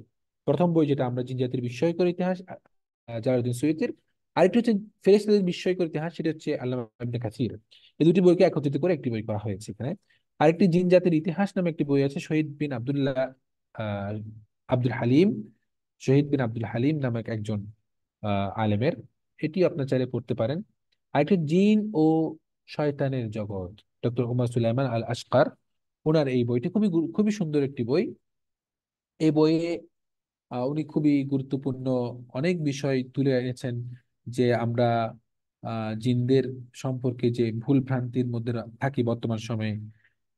আহ খুবই সুন্দর। আধুনিকতার নামে আজকাল যে আমরা গায়েবের জগৎকে অস্বীকার করতে শুরু করেছি, একটা ট্রেন্ড তৈরি হয়েছে।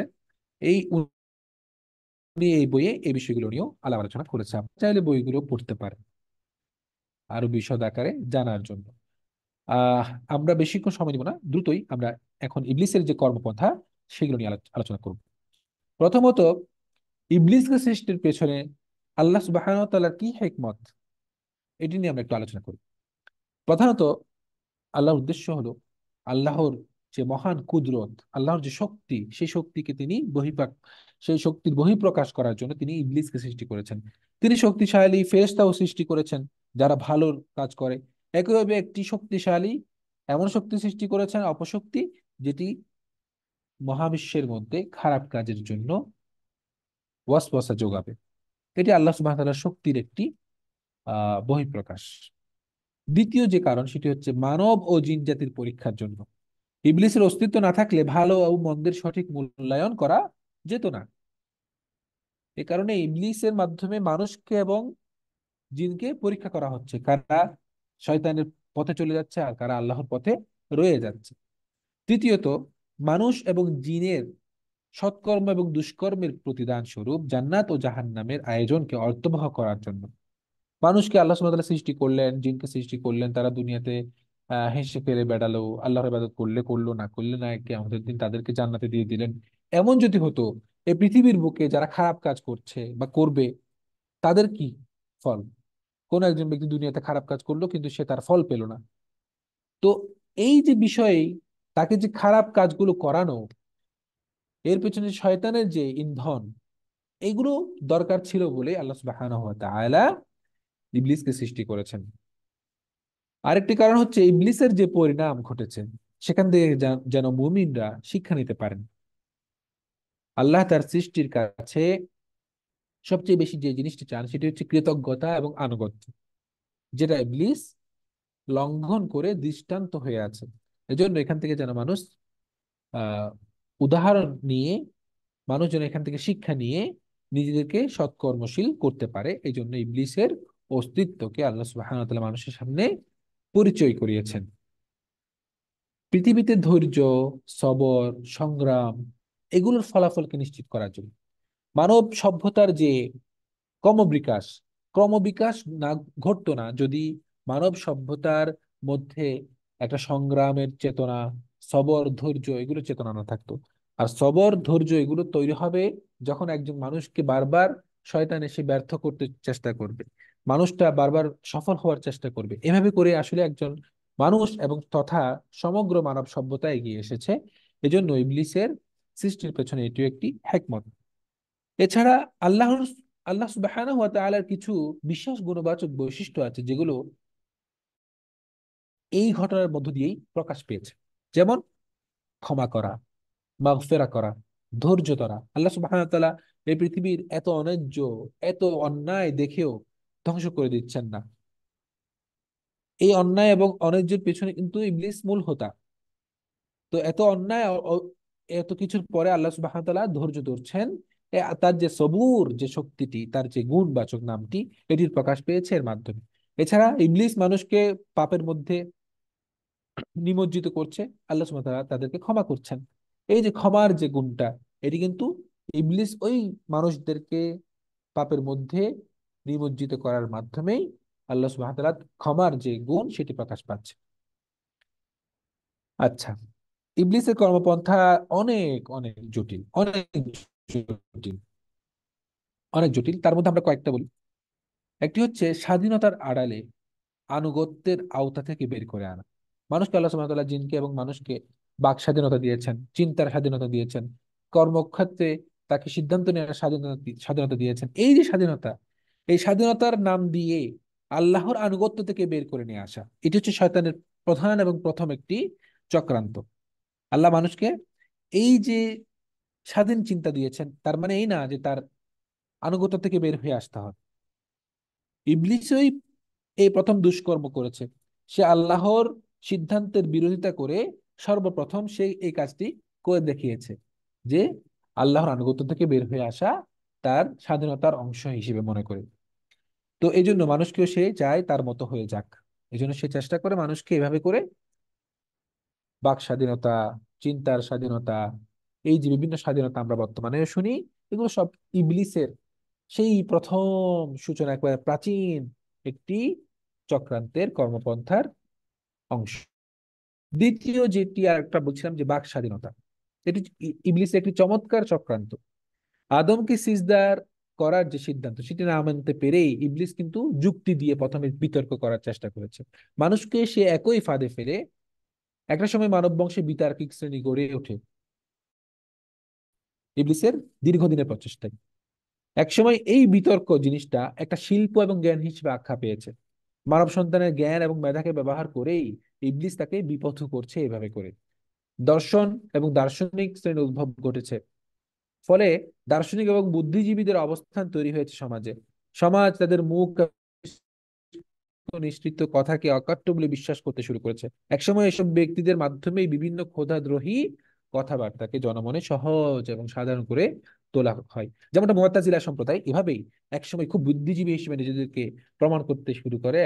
এক পর্যায়ে তারা আল্লাহ সমস্ত বিষয়ের সবিস্তার এবং খুঁটিনাটি জানেন না, এ ধরনের একটা কথা তারা সমাজে প্রচলন করে, এবং এটা অনেকেই গিলতে শুরু করে। অর্থাৎ আল্লাহ শুধুমাত্র মৌলিক মৌলিক বিষয়গুলো জানে, এর ভেতরে যে খুঁটিনাটি বিষয় এটা আল্লাহ সুবহানাহু ওয়া তাআলা জানেন না। এরকম করে তারা এক ধরনের কথা চালু করেছিল। এই যে এগুলো শয়তানের, ইবলিসের চক্রান্ত। মেধার নাম দিয়ে এসে এগুলোর মধ্যে মানুষকে ব্যস্ত রাখে। আরেকটি হচ্ছে জরুরি কাজ থেকে গাফেল রেখে অপ্রয়োজনীয় অহেতুক কাজে ব্যস্ত করা ইবলিসের আরেকটি কৌশল। বিশেষত আমল, ইবাদত, দ্বীনের জরুরি বিষয় থেকে গাফেল রেখে সময় ক্ষেপণে বিভিন্ন খেলতামাশায় ব্যস্ত রাখতে পারলেই ইবলিস সফল। আল্লাহ চান মানুষ দরকারি কাজ এবং আমল ইবাদতের মাধ্যমে এই পৃথিবীকে আবাদ রাখুক। ইবলিস চায় মানুষকে বেকার এবং অকর্মণ্য প্রমাণ করতে। মানুষ যে আল্লাহর প্রতিনিধিত্ব লাভ করেছে এর অযোগ্য প্রমাণিত হোক। এমনকি সে বিভিন্ন খেলতামাশা, গান বাজনা, এগুলোকে এমন শিল্পের পর্যায়ে নিয়ে গিয়েছে যাতে করে মানুষ এগুলোকেই জীবন এবং সভ্যতার উন্নতির পরিমাপক পরিমাপক মনে করে। আমাদের আজকের এই যে কোর্সটি, এটার গুরুত্ব এদিক দিয়ে প্রাসঙ্গিক। যে দোয়া, জিকির, আমল আমাদেরকে সুরক্ষা দেওয়ার জন্যই যথেষ্ট ছিল, আমরা সেসব আমল বাদ দিয়ে তাবিজ কবজে জড়িয়ে পড়ার কারণে ইবলিস আরো বেশি সমাজের মধ্যে এই বিষয়গুলোকে ছড়িয়ে দিচ্ছে। তো ইবলিসের বিশেষায়িত কিছু ক্ষমতা আছে। সে দীর্ঘায়ু, সে কেয়ামত পর্যন্ত বেঁচে থাকবে। তার প্ররোচনা দেওয়ার ক্ষমতা আছে। তার মধ্যে আল্লাহ সুবহানাহু ওয়া তাআলা আরেকটি ক্ষমতা দিয়েছেন, সেটি হচ্ছে মানুষের পিছনে অবিরাম লেগে থাকার ক্ষমতা। হ্যাঁ, যেখানে সে বলেছে কোরআনের মধ্যে সূরা আরাফের মধ্যে 14 থেকে 17 নং আয়াতের মধ্যে এগুলো আমরা পাই। সে বলছে, আমি মানুষের সামনের দিক দিয়ে আসবো, পেছন দিক দিয়ে আসবো, ডান দিয়ে আসবো, বাম দিয়ে আসবো, সব দিক দিয়ে মানুষকে আমি গোমরাহ করার চেষ্টা করবো। তার মানে হচ্ছে, এই কথার ভাবার্থ হচ্ছে মানুষের পিছনে আমি লেগেই থাকবো। এটি হচ্ছে তার আরেকটি ক্ষমতা। আরেকটি ক্ষমতা হচ্ছে ইবলিসের রিজিকের ব্যবস্থা হয়ে যাওয়া। ইবলিসকে তার রিজিকের জন্য খুব বেশি দৌড়ঝাঁপ করতে হয় না। তার যে চেলা আছে, চেলারা তার জন্য রিজিকের ব্যবস্থা করে দেয়। আরেকটা হচ্ছে মানুষের অগোচরে থাকার ক্ষমতা, যে জিনদের স্বাভাবিক ক্ষমতা। আর মানুষের শিরায় উপশিরায় চলার ক্ষমতা, এটিও ইবলিসের একটি বিশেষ ক্ষমতা। আরেকটি হচ্ছে কুৎসিত বিষয়কে মনোরম করে উপস্থাপন করার ক্ষমতা। শয়তান, আল্লাহ সুবহানাহু ওয়া তাআলা বলছেন, শয়তান তাদের মন্দ কাজসমূহকে তাদের দৃষ্টিতে চমৎকার এবং মনোহরী করে তোলে, এবং এভাবেই সরল সঠিক পথ অবলম্বনে প্রতিবন্ধকতা সৃষ্টি করে। সূরা আনকাবুতে আল্লাহ সুবহানাহু ওয়া তাআলা 38 নং আয়াতে এই কথাটি বলেছেন। এখন এই যে তার বিশেষ ক্ষমতা বা তার যে প্ররোচনা, এগুলো প্রয়োগ করার ফলে কি ঘটছে? প্রথমত, সে মানুষের অন্তরে অন্তরে কুমন্ত্রণা দিতে সক্ষম। সে মানুষকে প্রতিশ্রুতি প্রতিশ্রুতি দিতে সক্ষম, এবং মানুষের মনের মধ্যে মিথ্যে আশা তৈরি করা, মিথ্যে বাসনা তৈরি করতে সে সক্ষম। এগুলো সবগুলো কোরআনের মধ্যে আল্লাহ সুবহানাহু ওয়া তাআলা বিভিন্ন আয়াতে বলেছেন। শয়তান মানুষের মন্দ কাজকে তাদের কাছে শোভনীয় এবং মনোহরি করে তুলতে সক্ষম। এছাড়া মানুষ যেন দান না করে, শয়তান সেজন্য মানুষকে দারিদ্রতার ভয় দেখাতে সক্ষম, কার্পণ্য করে কৃপণ করে তুলতে সক্ষম। এবং এছাড়া মাদক, জুয়া, বিভিন্ন শিরিকি কাজ কারবারে লিপ্ত করতে সক্ষম, এগুলোর মাধ্যমে শয়তান করে। শয়তান মানুষের মধ্যে পারস্পরিক শত্রুতা এবং বিদ্বেষ সৃষ্টি করতে সক্ষম, সুদী কারবারে লিপ্ত করে দিতে সক্ষম। শয়তান মানুষকে আল্লাহ সম্পর্কে বিতর্কে লিপ্ত করতে সক্ষম। শয়তান মানুষকে অশ্লীল এবং মন্দ কর্মে প্রলুব্ধ করতে সক্ষম। যারা হেদায়েতের পথ দেখতে পেয়েও সেটা পরিত্যাগ করে, শয়তান তাদেরকে তাদের শয়তান তাদেরকে তার চেলা বা অনুসারী হিসেবে গ্রহণ করে, নিয়ে নেয়। আমরা এগুলো আরো সামনে আরো বিস্তারিত আস্তে আস্তে জানবো ইনশাল্লাহ। মানুষকে কানাঘুষা করা যে একটা অভ্যাস, সেটাতে শয়তান কিন্তু লিপ্ত করতে পারে। সবচেয়ে বড় বিষয় হচ্ছে শয়তান মানুষের মন এবং মস্তিষ্কের উপর প্রভাব বিস্তার করে আল্লাহর কথা ভুলিয়ে দিতে সক্ষম। আল্লাহ সুবহানাহু ওয়া তাআলা বলছেন, শয়তান তাদের উপর প্রভাব বিস্তার করেছে এমন ভাবে যে সে তাদেরকে ভুলিয়ে দিয়েছে আল্লাহর কথা। সূরা মুজাদালার 19 নং আয়াত। এছাড়া অপব্যয় অপচয় করানো, এটা শয়তান করাতে সক্ষম। এরকম বিশাল অনেকগুলো বিষয় আছে যেগুলো শয়তান করাতে পারে। এখন এই শয়তান বা ইবলিসের ব্যাপারে আমরা যতটুকু জানলাম, ইবলিসকে আরেকটি শক্তি আল্লাহ সুবহানাহু ওয়া তাআলা দিয়েছেন যে সে বিভিন্ন শব্দ তৈরি করে মানুষকে মনোরঞ্জন করতে পারে, যেটা আমরা বর্তমানে গান বাজনা হিসেবে চিনে থাকি। গান না, বাজনা, মিউজিক যেটা, সেটা। তো এটাও কিন্তু শয়তানের একটি অপকৌশল। এই কৌশলগুলো থেকে বাঁচার যে কিছু তরিকা আছে, আমরা সেগুলো একটু আলোচনা করি। সব সময় তাআউযুজ করা, অর্থাৎ আল্লাহর কাছে আউযু বিল্লাহি মিনাশ শাইতানির রাজিম, আউযু বিল্লাহি মিনাশ শাইতানির রাজিম, আল্লাহর কাছে আশ্রয় নিয়ে আল্লাহর আশ্রয় থাকা। এটি সব সময়, যত যে কোনো বিষয় ঘটুক, আমরা এই আউযু বিল্লাহি মিনাশ শাইতানির রাজিম এই কথা বলার মাধ্যমে শয়তানের কাছ থেকে বেঁচে থাকার শক্তি অর্জন করতে পারি। এরপর আরেকটি বিষয় হচ্ছে কাজে কর্মে সতর্কতা অবলম্বন করা। আল্লাহ রসুল সাল্লাল্লাহু আলাইহি ওয়াসাল্লাম বলছেন যে সন্ধ্যায় তোমরা তোমাদের সন্তানদেরকে ঘরে আটকে রাখবে এবং বিসমিল্লাহ পরে দরজা বন্ধ করবে, কেননা এই সময় শয়তান ছড়িয়ে পড়ে। এবং আল্লাহর নাম স্মরণ করে ঘরের দরজাগুলো বন্ধ রাখলে শয়তান সেগুলো খুলতে পারে না। এগুলো আমরা ইবলিসের যে বিভিন্ন দুর্বলতা, সেগুলো আমরা এখান থেকে বুঝতে পারি। আল্লাহর নাম নিয়ে আপনি বিসমিল্লাহ বলে যে দরজা বন্ধ করবেন, জীবনেও শয়তানের পক্ষে যত শক্তিশালী সে হোক, সে সেটা অতিক্রম করে প্রবেশ করতে পারবে না। এরপর আরেকটি হচ্ছে ভালো প্রবণতাকে প্রাধান্য দেয়া। রাসূল সাল্লাল্লাহু আলাইহি ওয়াসাল্লাম বলছেন, নিশ্চয় আদম সন্তানের উপর শয়তানের একটি প্রভাব আছে, অনুরূপ ফেরেশতারও একটি প্রভাব আছে। শয়তানের প্রভাব হলো অকল্যাণের প্রতিশ্রুতি দেয়া এবং সত্যকে মিথ্যা প্রতিপন্ন করা, আর ফেরেশতার প্রভাব হলো কল্যাণের প্রতিশ্রুতি দেয়া এবং সত্যের প্রতি সমর্থন জ্ঞাপন করা। সুতরাং যে ব্যক্তি কল্যাণের অবস্থা উপলব্ধি করে, সে যেন জেনে রাখে এটি আল্লাহ তাআলার পক্ষ থেকে এসেছে, কাজেই তার উচিত আল্লাহর প্রশংসা করা। আর যে ব্যক্তি অকল্যাণের অবস্থা উপলব্ধি করে নিজের অন্তরের মধ্যে, সে যেন ওই অভিশপ্ত শয়তান থেকে আল্লাহর কাছে আশ্রয় প্রার্থনা করে। তাহলে বোঝা যাচ্ছে শয়তান যে প্রবণতা তৈরি করে, এই জন্য আমাদেরকে ভালো প্রবণতাগুলোর দিকে যেতে হবে, এগুলো আমাদেরকে লালন করতে হবে।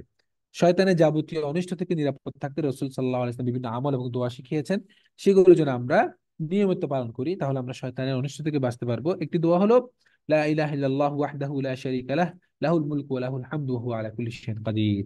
একেবারে সহজ কিন্তু অনেক শক্তিশালী একটি দোয়া। আল্লাহ রাসূল সাল্লাল্লাহু আলাইহি ওয়াসাল্লাম বলছেন, এই দোয়া যে পাঠ করবে, আল্লাহর পক্ষ থেকে তার জন্য একজন রক্ষাকারী ফেরেশতা থাকবে। এই এই সংক্রান্ত ইবলিসের এই যে কুমন্ত্রণা এবং প্ররোচনা সংক্রান্ত কিছু বই আমরা চাইলে পড়তে পারি।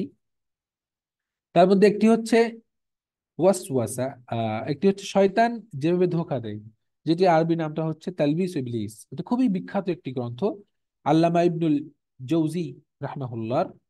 এবং এই বইটিতে ইবলিস কিভাবে মানুষকে বিভিন্ন কৌশলে, বিভিন্ন ফিরকাকে, বিভিন্ন দলকে ইবলিস বিভিন্ন ভাবে গোমরা করে, এই বিষয়গুলো সেখানে আলোচনা হয়েছে। আরেকটি হচ্ছে ওয়াসওয়াসা, শয়তানের কুমন্ত্রণা, এই নামে একটি বই, একই লেখকের আল্লামা ইবনুল কাইয়্যিম জৌজিয়াহ রাহিমাহুল্লাহ তার।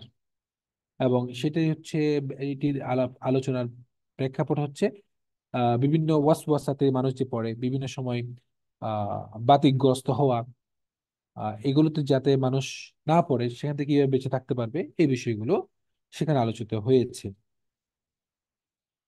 আরেকটি হচ্ছে শয়তানের ওয়াসওয়াসা ও তার প্রতিকার, মাওলানা আশিক ইলাহি বুলন্দ শহরি রাহিমাহুল্লাহ এই গ্রন্থটি, এটিও আপনারা চাইলে পড়তে পারেন। আরেকটি হচ্ছে শয়তানের সাথে মোকাবেলা, নফস এবং শয়তানের সাথে মোকাবেলা, মাওলানা মোহাম্মদ হেমায়েতুদ্দিনের। আরেকটি আছে বই প্রবৃত্তির দাস, এটি শেখ মোহাম্মদ সালেহ আল মুনাজ্জিদের, তিনি লিখেছেন। এগুলো আমরা চাইলে পড়তে পারি, এগুলো আমরা পড়লে ইবলিসের যে কর্মপন্থা এগুলো আমরা ধরতে পারবো ইনশাআল্লাহুল আজিজ। তাহলে আজকের দার্স এই পর্যন্ত, আমি একটু সংক্ষেপ করেছি যাতে আপনাদের প্রথম দিন বেশি বেশি লম্বা হয়ে না যায়। এখন এই পর্যায়ে আপনাদের যদি কোনো প্রশ্ন থাকে আপনারা কমেন্টে লিখে করতে পারেন, আমি কমেন্টটা দেখতে দেখছি, আপনারা কমেন্টে লিখে করতে পারেন। আর যদি অ্যাডমিন প্যানেল কাউকে, কোনো ভাইকে আনমিউট করে, তাহলে ভাই হয়তো প্রশ্ন করতে পারেন, তবে আমি মনে করি না এটা খুব একটা ভালো বুদ্ধি হতে পারে, কারণ তখন হয়তো বা হিজিবিজি হয়ে যেতে পারে। আপনারা লিখে প্রশ্ন করতে পারেন ইনশাল্লাহ।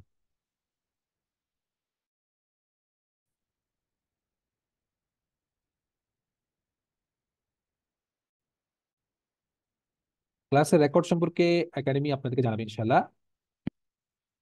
খাতা কলম নিয়ে আপনি চাইলে বসতে পারেন, একজন প্রশ্ন করেছিলেন, খাতা কলম নিয়ে বসতে চাইলে পারেন, আপনি নোট করতে পারেন ইনশাল্লাহ।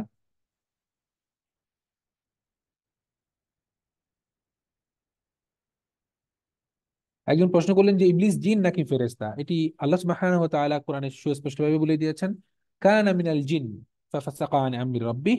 আল্লাহ সুবহানাহু ওয়া তাআলা বলেছেন যে এই ইবলিস হচ্ছে জিনদের একজন, ইবলিস হচ্ছে জিন। এখান থেকে আরো অনেক ধরনের, শুধুমাত্র এই একটা কথার উপরে পৃথিবীতে অনেকগুলো মতবাদ সৃষ্টি হয়ে গেছে। আমরা এগুলো জিন সম্পর্কে যে আকিদার ব্যাপারগুলো আছে সেখানে আমরা আলোচনা করব। যেভাবে আমরা ওই যে খ্রিস্টানদের মধ্যে একটা মতবাদ ফলেন অ্যাঞ্জেল, এরকম একটা। তো দ্বিতীয় ক্লাস ইনশাল্লাহ আগামীকালকের পরের দিন, পরশু। সূরা বাকারা শুনলে হবে নাকি তিলাওয়াত করতে হবে? সূরা বাকারা তিলাওয়াত করতে পারলে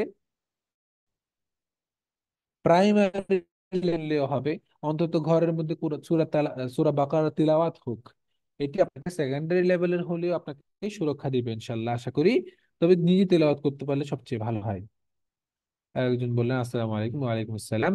জিন কি গায়েব জানে? অসম্ভব, জিন কখনোই গায়েব জানে না।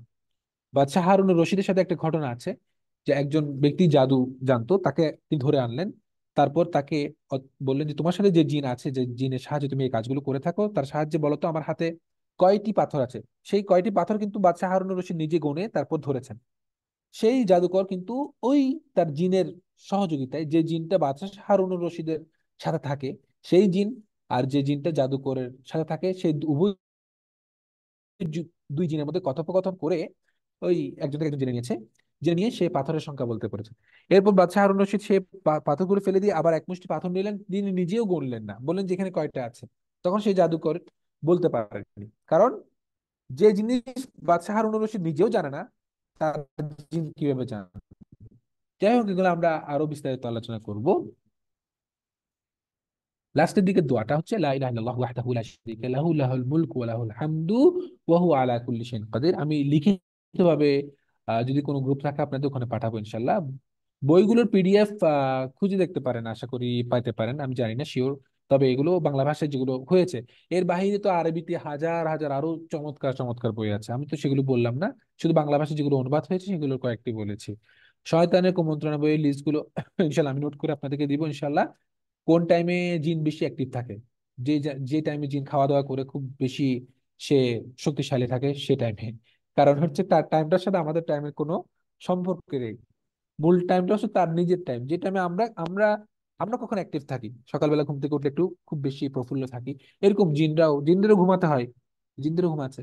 তো সে খাওয়া দাওয়া করে ঘুমাইছে, ঘুম থেকে উঠে সে একটু এটা হচ্ছে জিনদের অ্যাক্টিভ হওয়া সম্ভব। বিশেষ কোনো এমন সময় নাই যে যে সময়টাতে জিনটা সবচেয়ে বেশি অ্যাক্টিভ থাকে। তবে এটা সত্য, জিনরা ডিঅ্যাক্টিভেট থাকে কোন সময় বেশি, যখন আজান চলে তখন জিনরা খুব ডিঅ্যাক্টিভেটেড হয়। মানে তারা একেবারেই নিষ্ক্রিয় হতে শুরু করে। আজানের ভয়ে তারা পালাতে শুরু করে, মানুষের যে এলাকা জনপদ আছে এগুলো থেকে পালাতে শুরু করে। আরো কিছু সময় আছে যেগুলোতে জিন পালাতে শুরু করে। তো এক্ষেত্রে আবার কিছু অ্যান্টি রিফ্লেকটিভ কাজ হয়। জিন যখন পালাচ্ছে, পালানোর সময় যদি সে সামনে কিছু পায়, সেগুলোকে যেভাবে পারে সেভাবে তছনছ করে পালানোর চেষ্টা করতে পারে। এজন্য আজান চলাকালীন সময়ে খেয়াল রাখতে হবে, বাচ্চাদেরকে আপনারা একটু আশেপাশে রাখবেন, নিজেদের আশেপাশে রাখবেন। নিজের জিনের বিয়ে সন্তান নিয়ে বলেননি মা, বিয়ে সন্তান নিয়ে বেশি বিস্তারিত বলিনি, কারণ জিনদের বিয়েটার সাথে আমাদের আসলে তেমন কোনো সম্পর্ক নেই। জিনরা বিয়ে করে, তাদের সন্তান সন্ততি হয় মানুষের মতোই। তাদের যে সন্তান হয় তাদের মধ্যে নারী পুরুষ আছে, তাদের মধ্যে বিবাহ হয়, ধুমধাম করে বিয়ে হয়, তাদের মধ্যে অনেক ধুমধাম করে বিয়ে হয়। তাদের মধ্যেও বংশ মর্যাদা আছে, তাদের মধ্যে বংশ আছে, ভালো আছে খারাপ আছে, খারাপ খারাপ ভাবে বিয়ে হয়, বিয়ে বিয়ে বহির্ভূত সম্পর্ক হয় তাদের মধ্যে। সবকিছুই আসলে মানুষের মতো। বিয়ের ব্যাপারটা, বাচ্চা হওয়ার ব্যাপারগুলো মানুষের মতোই। কালো জাদু থেকে বাঁচার সবচেয়ে এফেক্টিভ দোয়া আমাদের আসবে, এটা এটা দার্সে কালো জাদু নিয়ে আলাদা দার্স আছে, সেখানে আমরা এটা নিয়ে আলোচনা করবো। ইবলিস এবং জিনের মধ্যে পার্থক্য কি। ইবলিস হলো জিনদের সর্দার। জিন জাতির মধ্যে যারা খারাপ রয়েছে তাদের সর্দার হচ্ছে ইবলিস। ইবলিস জিন জাতির মধ্যে তার নিজের একটা আহ গ্যাং তৈরি করে রেখেছে বিশাল পরিমাণে। যে গ্যাংকে ব্যবহার করে সে মানুষের মধ্যেও শয়তান তৈরি করার চেষ্টা করে, যে গ্যাংকে ব্যবহার করে মানুষের অনিষ্ট করার চেষ্টা করে। কিন্তু এর বাহিরে কিছু অল্প সংখ্যক সংখ্যালঘু জিন আছে যারা মুমিন মুসলিম, যারা ইবলিসের এই সাম্রাজ্যকে গ্রহণ করেনি, যারা এই ইবলিসের কর্তৃত্বকে মেনে নেয় না। তাদের বিরুদ্ধে এই ইবলিস জিনরা সবসময় কি থাকে, সোচ্চার থাকে, বা তাদেরকে ক্ষতি করার চেষ্টা করে, জিনদেরকেও ক্ষতি করে তারা। তো আমরা এগুলো আরো সামনে আরো বিস্তারিত আলোচনা করবো ইনশাল্লাহ। তো ইবলিস হলো জিনদের মধ্যে যারা খারাপ তাদের সর্দার। ঘরের জানালা খুলে রাখে আমার বাসায় গরমের জন্য, এতে কি সমস্যা হবে কিনা? না, আশা করি এতে সমস্যা হবে না। দরজাটা বিশেষত বন্ধ রাখতে হবে বিসমিল্লাহ পড়ে, এবং জানালা যদি খুলেও দেন বা জানালাটা খোলার সময় বিসমিল্লাহ পড়ে খুলবেন, তাহলে সেটাতেও আর আল্লাহ সুবহানাহু ওয়া তাআলা এমন ভাবে সুরক্ষা দিবেন যাতে করে জিনটা কিছু করতে না পারে। বইয়ের নাম লিস্ট আকারে দিব ইনশাআল্লাহ, জিনের সাথে মানুষের বিয়ে সম্ভব। এটা নিয়ে বিস্তারিত একটা ইখতিলাফ আছে, তবে সর্বসম্মতিক্রমে কোনো ধরনের মত নেই। তবে বেশিরভাগ আলেমদের মতামত হচ্ছে সম্ভব না, সম্ভব না। তার কারণ হলো জিনদের যে তবিয়ত, জিনদের যে বৈশিষ্ট্য, এটা আসলে মানুষের বৈশিষ্ট্যের কোনো একেবারে বিপরীত, পানি এবং আগুনের মতো। এর মধ্যে আসলে সম্ভব না। কিছু আলেমরা বলেছেন যে সম্ভব, যদি তারা বলেও থাকেন সম্ভব, তারা কিন্তু এটাও বলে দিয়েছেন সম্ভব হলেও এটা করাটা জায়েজ নাই। কারণ হচ্ছে এটার মাধ্যমে বংশের যে বংশ নির্ণয়, এটি একেবারে হারিয়ে যাবে। ইসলামে মানুষের জন্য বংশ পরিচয়টা খুবই গুরুত্বপূর্ণ একটি বিষয়। আসলে বইগুলোর নামে আমি বলবো ইনশাল্লাহ।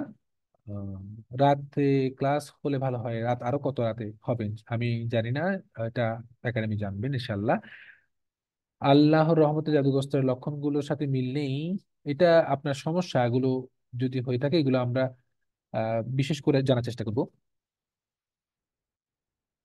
জাদুগ্রস্ত হওয়ার ব্যাপারে আমরা আলোচনা করবো সামনের দার্সে।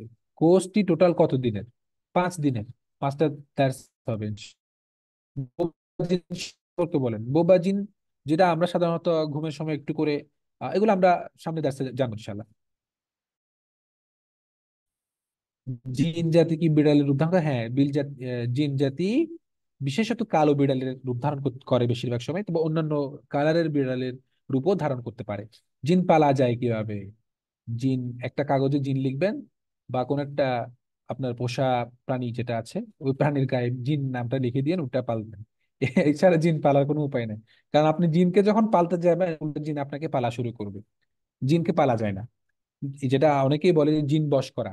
আল্লাহ সুবহানাহু ওয়া তাআলা সূরা জিনের মধ্যে বলছেন নিজেদের সুবিধার জন্য, কিন্তু দেখা গেল উল্টো জিনরাই মানুষদের থেকে সুবিধা নেওয়া শুরু করেছে। মানুষরা কোনোভাবেই সুবিধা নিতে পারেনি, উল্টো আরো ক্ষতিগ্রস্ত হয়েছে। এভাবে করে বলেছে। তো জিনরা খুবই কৌশলী, তারা এতই মানে খুবই ইবলিস আর কি। তো এরা, আপনি এদেরকে কখনোই পালতে পারবেন না, বশে আনতে পারবেন না, এরা উল্টা আপনার ক্ষতি করে চলে যাবে। আমি অনেক মানুষকে চিনি যারা আসলে জিন নিয়ে এই ধরনের উল্টাপাল্টা কাজ, নিজের মধ্যে না, তাদের বংশের মধ্যে ক্ষতি হয়ে গেছে, তাদের সন্তানদের মধ্যে বিভিন্ন যেটাকে শর্টেজ যেটা বলা হয়, বিভিন্ন ধরনের অনেক ধরনের সমস্যা দেখা গেছে। মেশিনে কি জিন সিগন্যাল দেয়? যদি মেশিনটা জিন চালাতে পারে তাহলে সিগন্যাল দিতে পারবে।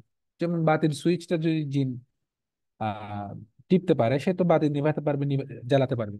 জিন কি কেবল প্রাণীদেরই উদ্ধার করে না, আমি বলেছি জিন বিভিন্ন বস্তুরও উদ্ধার করতে পারে, গাছের উদ্ধার করতে পারে। জিন এবং শয়তানের পার্থক্য আমি বলেছি। সূরা বাকারার প্রতিদিন পড়া সম্ভব হয় না, না প্রতিদিন পড়া তো একেবারে জরুরি তা না। আপনি আজকে সূরা বাকারার দুই এক রুকু পড়লেন অথবা শুনলেন, আগামীকাল আর এরপর থেকে আপনি এক সপ্তাহে একবার পুরো সূরা বাকারা শেষ করতে পারেন। এভাবে গণকরা কিভাবে জিনের সাহায্যে ভবিষ্যৎবাণী করে? ভবিষ্যৎবাণী করতে পারে না। এটা আসলে আপনি যেহেতু টাইম টাইম লেভেলের মধ্যে বসবাস করেন, আপনি একটা টাইমের মধ্যে বসবাস করেন, এই জন্য আপনার মনে হয় যে এটা ভবিষ্যৎ। ফর এক্সাম্পল, আপনি সকালে কি খেয়েছেন এটা শুধু আপনিই জানেন, আপনার আম্মা জানেন, আপনার আম্মা নাস্তাটা বানাইছে সকালে, এই জন্য তিনি জানেন এবং আপনি জানেন। কিন্তু আপনার দূরে, অনেক দূরে, 10-15 মাইল দূরে থাকা একজন বন্ধু, সে কিন্তু জানে না। হঠাৎ যদি সে আপনাকে প্রশ্ন করে, কল করে যে আজকে সকালে তো তুমি ডিম ভাজি দিয়ে পরোটা খাইছো, তাহলে আপনি মনে করবেন যে সে আসলে আহ, জানে। আসলে কিন্তু তা সে জানে না। আপনি যা খেয়েছেন আজকে সকালে, এটা তার জিনের একটা সম্পর্ক যদি থাকে, তারা জিনেরা জিনেরা যদি তথ্য আদান প্রদান করে, আপনার বন্ধু জানতে পারবে। এটা নিয়ে আমরা বিস্তারিত বলবো ইনশাআল্লাহ। ভবিষ্যৎবাণী বলতে পারে না জিনরা, কখনোই পারে না। জিন সর্বোচ্চ কত হায়াত পায়? সর্বোচ্চ হচ্ছে ইবলিসের হায়াতটা। মানব জাতির সূচনা লগ্ন থেকে আরো আগে থেকে, ইবলিসের জন্মের পর থেকে কিয়ামত পর্যন্ত সে সর্বোচ্চ হায়াত পাবে। এর বাহিরে সাধারণত জিনরা আহ শ খানেক, 200, 300, 500 এরকম হায়াত পাই, 1000 বছরও হায়াত পাই, এরকম আছে। জোর থেকে যেটা অভ্যাস তৈরি করা, যে মাশাআল্লাহ। আমরা অনেকে একটা ভুল করে থাকি, সেটা হচ্ছে আমরা নিজেদের যখন অন্যের কোনো ভালো দেখি তখন আমরা মাশাআল্লাহ বলি, নিজেদের যখন হয় তখন আমরা মাশাআল্লাহ বলি। আসলে না, কোরআন সূরা কাহাফের মধ্যে আপনারা পাবেন, আল্লাহ সুবহানাহু ওয়া তাআলা সেখানে শিখিয়েছেন, যখন আমরা অন্যের কোনো একটা ভালো জিনিস দেখবো তখন আমরা বলবো লা হাওলা ওয়ালা কুওয়াতা ইল্লা বিল্লাহ মাশাআল্লাহ। লা হাওলা ওয়ালা কুওয়াতা ইল্লা বিল্লাহ মাশাআল্লাহ, এটা বলবো। নিজের ব্যাপারেও আমরা এই ধরনের করে বলবো। সাউন্ড কোয়ালিটি কি করব আমরা তো? আচ্ছা, বইয়ের নাম আমি দিব। জিন ধরলে কি করব? জিন ধরলে বললাম যে সাহস হারাবেন না, এবং আমল করতে হবে, সাথে সাথেই আয়াতুল কুরসি পড়ার চেষ্টা করতে হবে। ভালো জিনের কথা বলেন, ভালো জিন আছে, ভালো জিন তো অবশ্যই আছে, ইনশাল্লাহ বলবো। দিনের বেলায় নেওয়া যায়? কি নিবেন? একটা প্রশ্ন, এই কোর্স জিন ধরা রোগীর চিকিৎসা শেখানো হবে কি? ইনশাল্লাহ শেখানো হবে। হুজুর, আমার ফ্যামিলিতে কেউ জিন দ্বারা আক্রান্ত কিনা তা কিভাবে বের করবো আমরা? জিন জিনে ধরা রোগীর উপসর্গ আলাপ করব, তখন আমরা জানবো ইনশাল্লাহ। নামাজের পরে টেলিভিশনে যদি সূরা বাকারা আর মূল পার্থক্য আমি বলেছি জিন এবং ইবলিসের মধ্যে।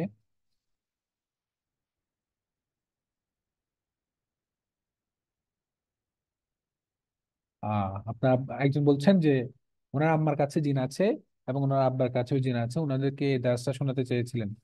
মাশাআল্লাহ, আমাদের দার্স যদি কোনো জিন ছাত্র শুনে থাকে তাহলে তাদের জন্য মুবারকবাদ।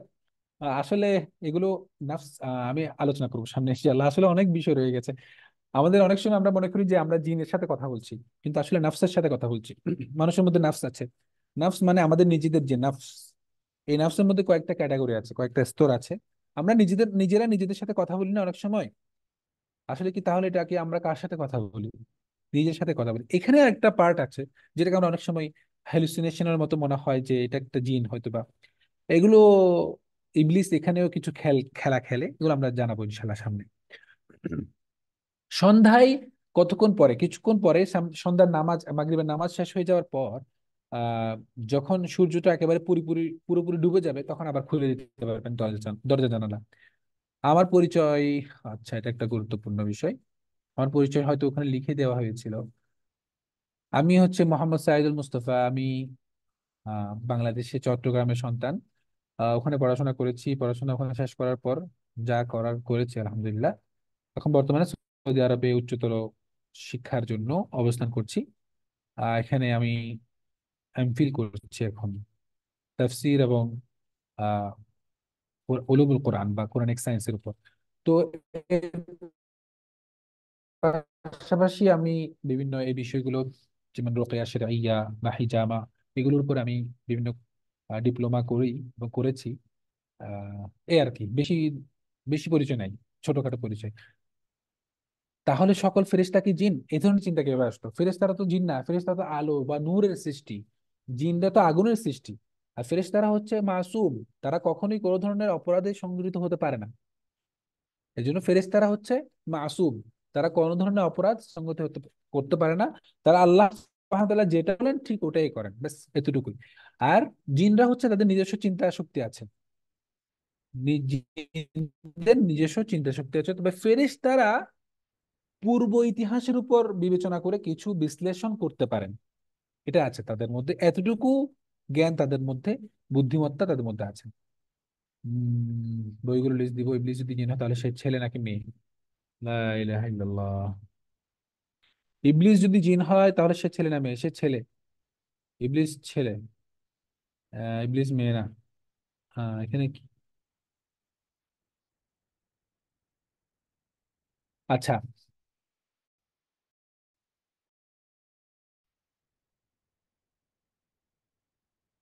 আচ্ছা বেশি প্রশ্নের তো উত্তর দিতে পারবো না।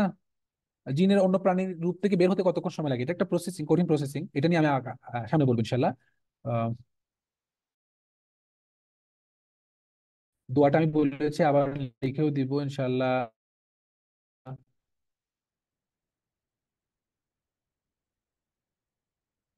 দূর থেকে চিকিৎসা করার উপায় আছে ইনশাল্লাহ। এটা কথা বলতেছে বারবার অনেকে, এটা কি ধরনের আমি তো বুঝতেছি না।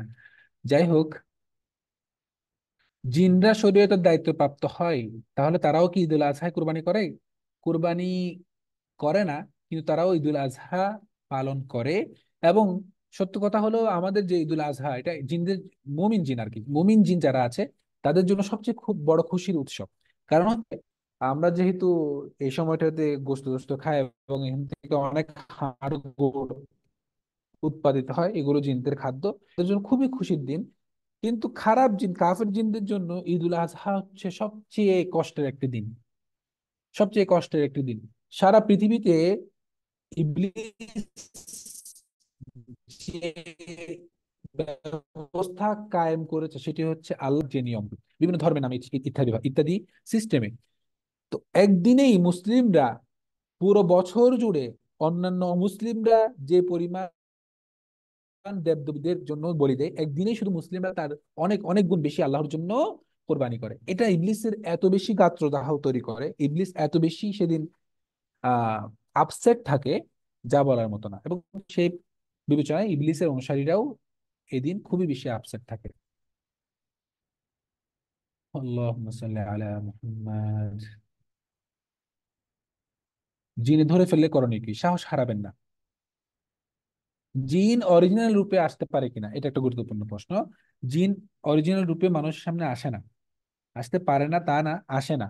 কারণ সে মানুষের সামনে আসতে হলে তাকে অবশ্যই প্রাণীর রূপ নিয়ে বা কোনো একটা জিনিসের রূপ নিয়ে আসতে হবে। কারণ ডাইমেনশনের যে ব্যাপারটা, জিনের আসল যে রূপ, সেটা কিন্তু আমাদের দৃষ্টিতে ধরা পড়ে না, আমাদের ডাইমেনশনে সেটা আসে না।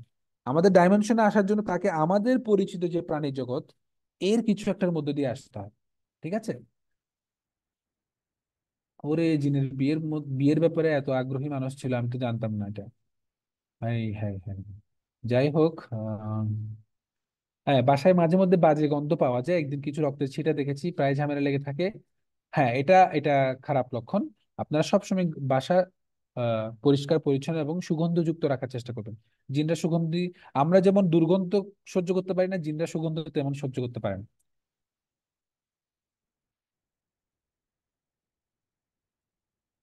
আল্লাহুম্মা সাল্লি আলা মুহাম্মাদ। লক্ষণ নিয়ে আমরা আলোচনা করব। কারেন জিন কি মনে মনে চিন্তা করা ও কথা জানতে পারে?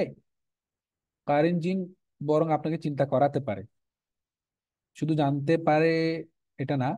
আপনার মনে মনে যে চিন্তা করার ব্যাপারগুলো আছে, এগুলো সবসময় সে সে জানতে পারবে এমন না, কিন্তু আপনাকে সে চিন্তা করাতে পারবে। এটার জন্য আপনার নাফস যদি তার কন্ট্রোলে থাকে আর কি। এটা নিয়ে আমরা আলোচনা করব, নাফস নিয়ে।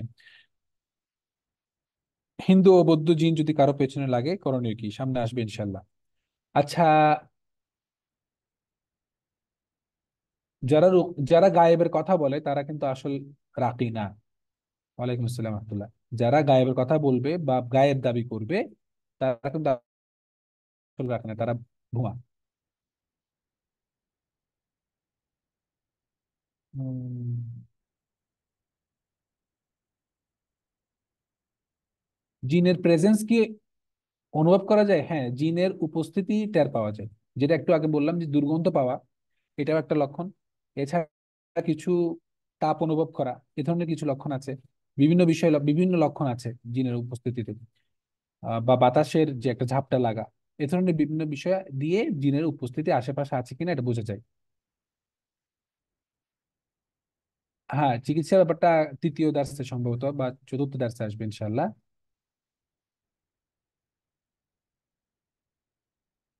কবিরাজরা কিভাবে গায়েবের কথা বলে, এটা আমরা ইনশাল্লাহ এই রহস্য আমরা ফাঁস করব আগামী কোনো একটা দার্সে ইনশাল্লাহ।